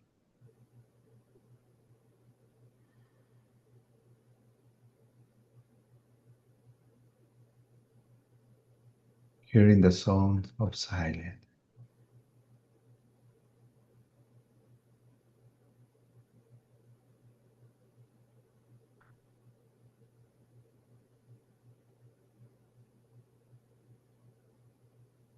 And let God speak to you in the place where you are at right now.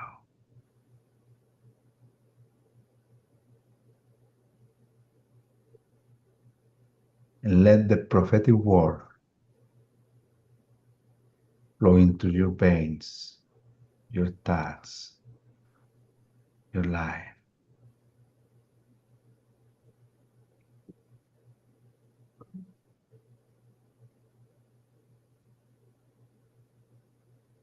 As you breathe in again, you breathe out.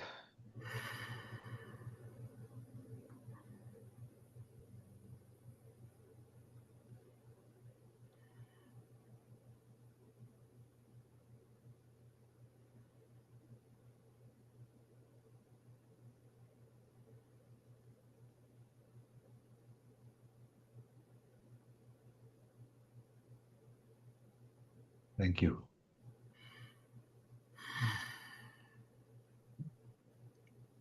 Thank you.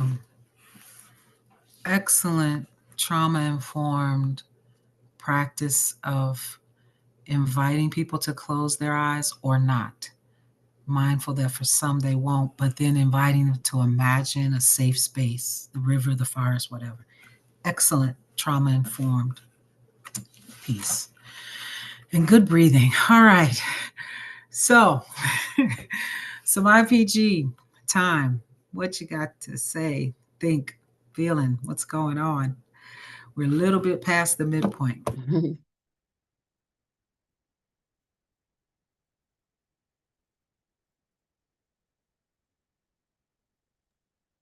I want to reclaim some time for some reflections about the.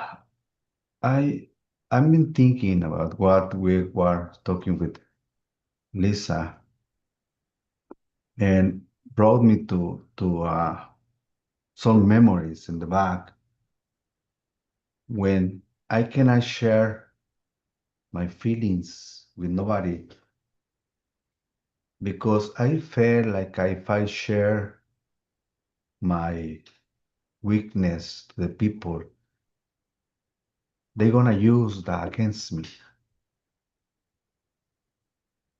And I feel like if I say something that a spiritual man or a pastor, as I am, said, doesn't mean that I am a spiritual person. See, for example, I'm not gonna say that I have a need because they're gonna thought, where's your God? And that's why sometimes I don't bring my experience or my feelings to the table because I'm being afraid to be judged for them. And bring me to the past, my body bring those memories to the present. And I have that feeling inside of me about what they're gonna think. I am the pastor. I have to be the example. I am a man of faith, strong, tough. What are they gonna think if I told them, I have that weak area on me? And my proud don't let me be open, don't let me be who am I. And when they are sharing those things, those memories come to myself. And I realize that how many times when we are with the passions or memories bring or come back and we let us those feelings guide us when we are working with the person without knowing. It is because those thoughts or those things make us who we are in that moment. And let me reflect on that and be aware of those feelings or those thoughts.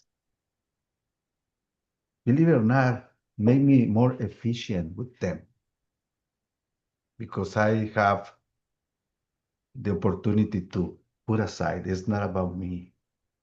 It's about them. It's about care about them. And I've been doing that reflection in these moments because that kind of conversation bring those memories to my body, and my body reflect on the moment, the things that we went through in the past. And I wonder if somebody else happened the same happened to me.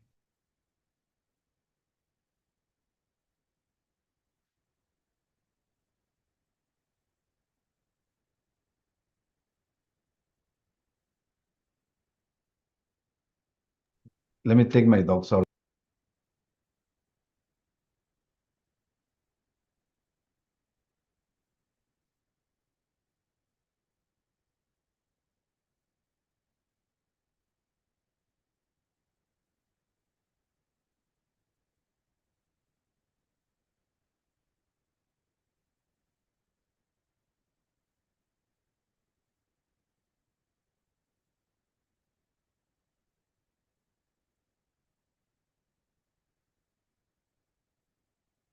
I'm sorry, but and I wonder who has the same experience as me.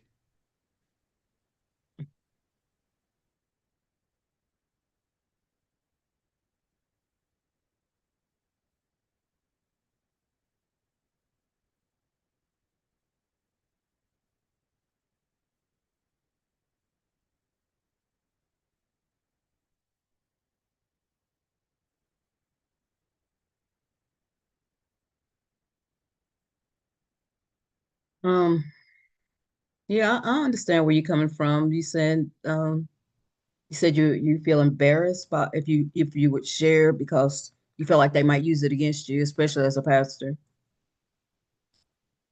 Yeah, that can be tricky. It just depends on what you share and what you're willing to be vulnerable with, you know. I share a lot of my experiences in when I preach, because I think the people they want to be able to connect with you. They don't want you to feel like you're up here, like you're some kind of god or something that you don't have any problems, you don't have any issues, you're just holy and all that. But for me, it's giving them an opportunity to connect and know that we're all going through, we're all suffering, we all been through some things. So um, it's risky being vulnerable. You never know. I mean, you know, yeah, they're gonna, and they may talk about me behind my back or whatever, but talk about the conversation. But you know, I'm at the point in my life. It's okay. It's okay. I'm good with that. You know,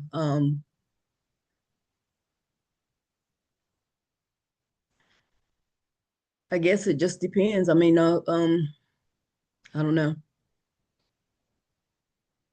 The more you do it, I guess, and the more you share, especially within this setting that we're in right now, knowing that it's a safe spot, nobody's going to judge you and nobody's going to go back. I'm not going to call Reverend Donna and say, you know what Alfredo said. So we're not doing any of that. You know, we're in this together and we're going to share and we're going to support each other and care about each other. And I think it makes you feel more comfortable with sharing when you share it in these spaces, you know, because you know you're not going to be judged. You know, we're gonna we're gonna love on you. We're gonna care about you. We're gonna make sure you know that you know what you're saying. We understand and we're supporting you the best way we can. So um, I think it's just a matter of doing it. And I guess for men it's probably harder, you know, because you gotta you feel like you have to behave a certain way, you know. So it's probably harder for men. So I'm not gonna say it's easy, but hopefully this space will give you the opportunity to to do it, to do it.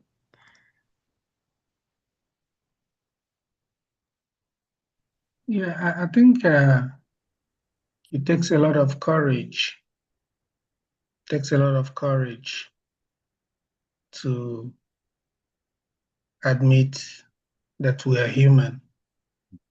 And if one is able to achieve that, rather than get a condemnation, the person should get commendation.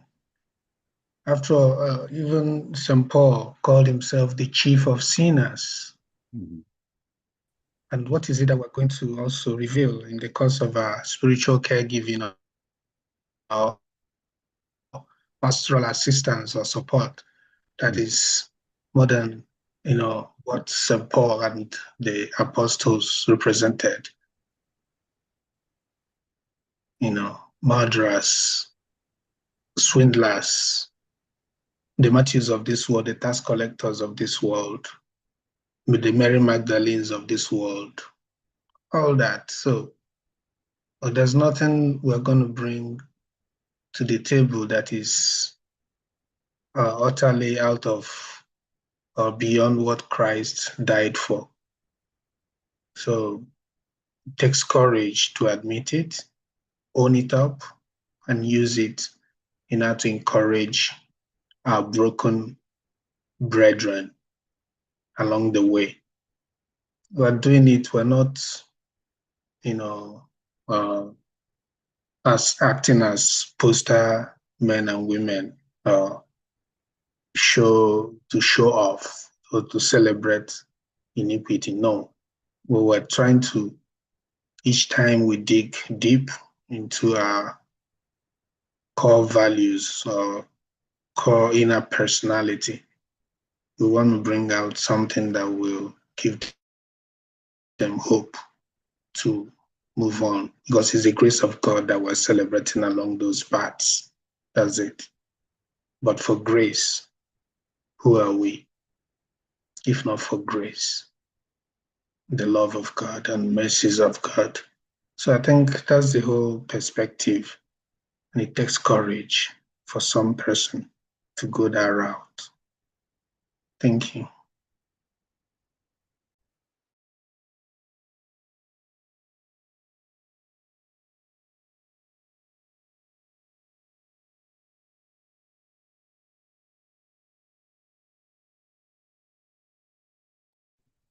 I totally agree. I think everyone, Lisa and Victor, have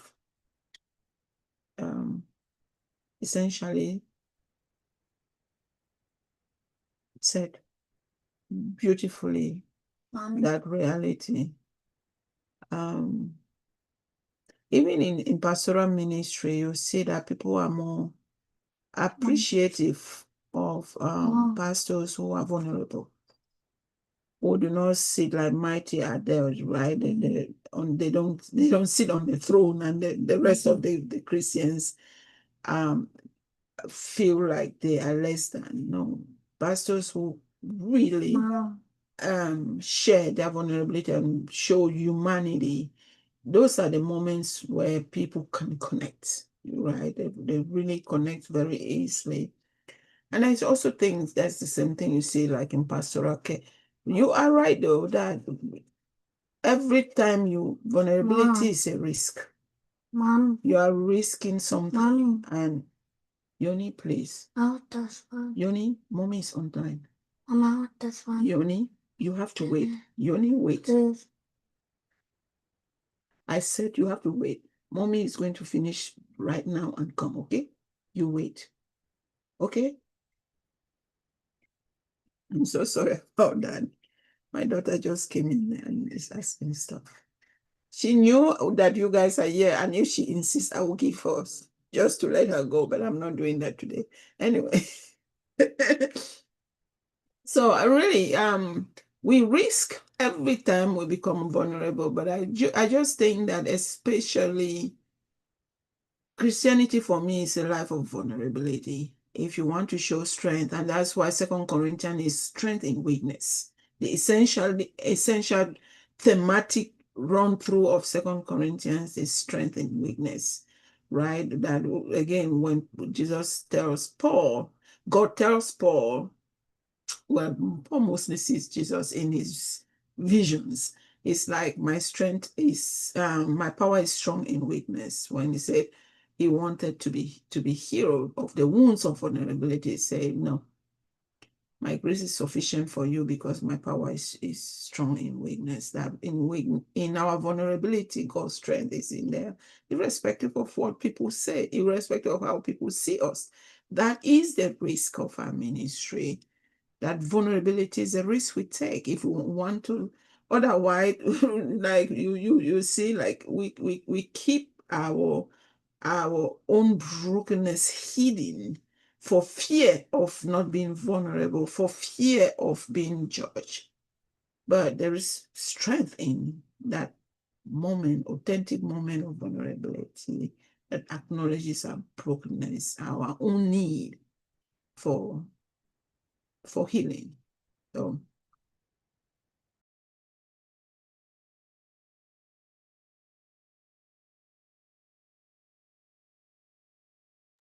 Yeah, thank you, all of you. Thank you for made that space for myself. Space of vulnerability.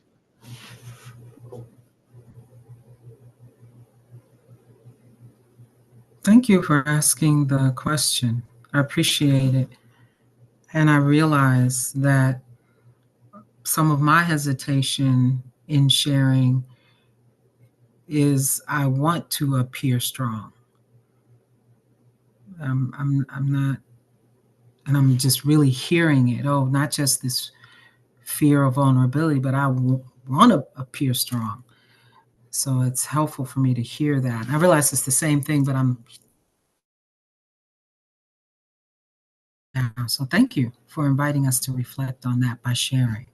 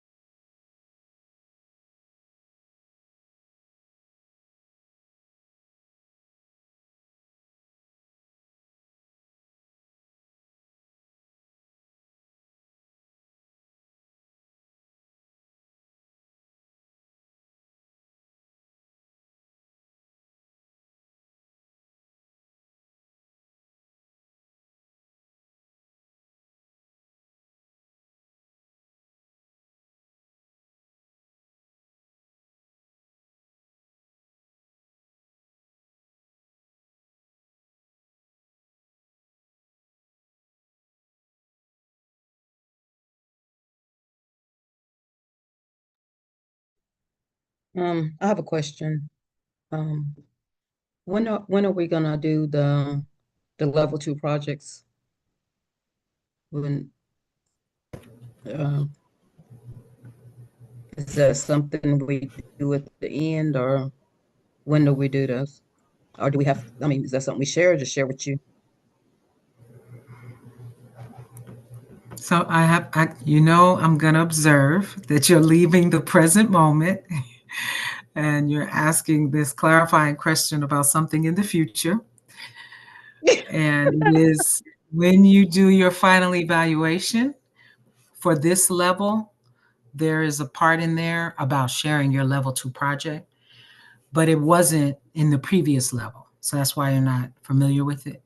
But in the final Okay. evaluation, there'll be a question for you to share about your project. Or sometimes it says project or specialty. Okay. So when you do your final evaluation. Thank you. You're welcome. And I'm exempt, right? You do not have a special project right now. That's right. Yeah. You are a special project. Right? All right. Does anyone else want to share in our IPG context?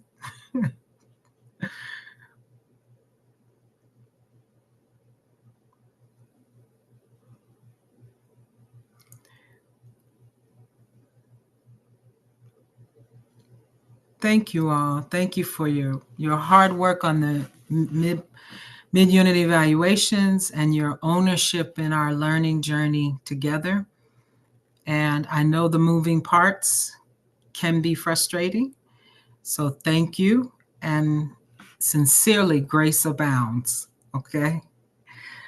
And I will see you next week. Thank you. Go give your daughter what she's asking for. All right.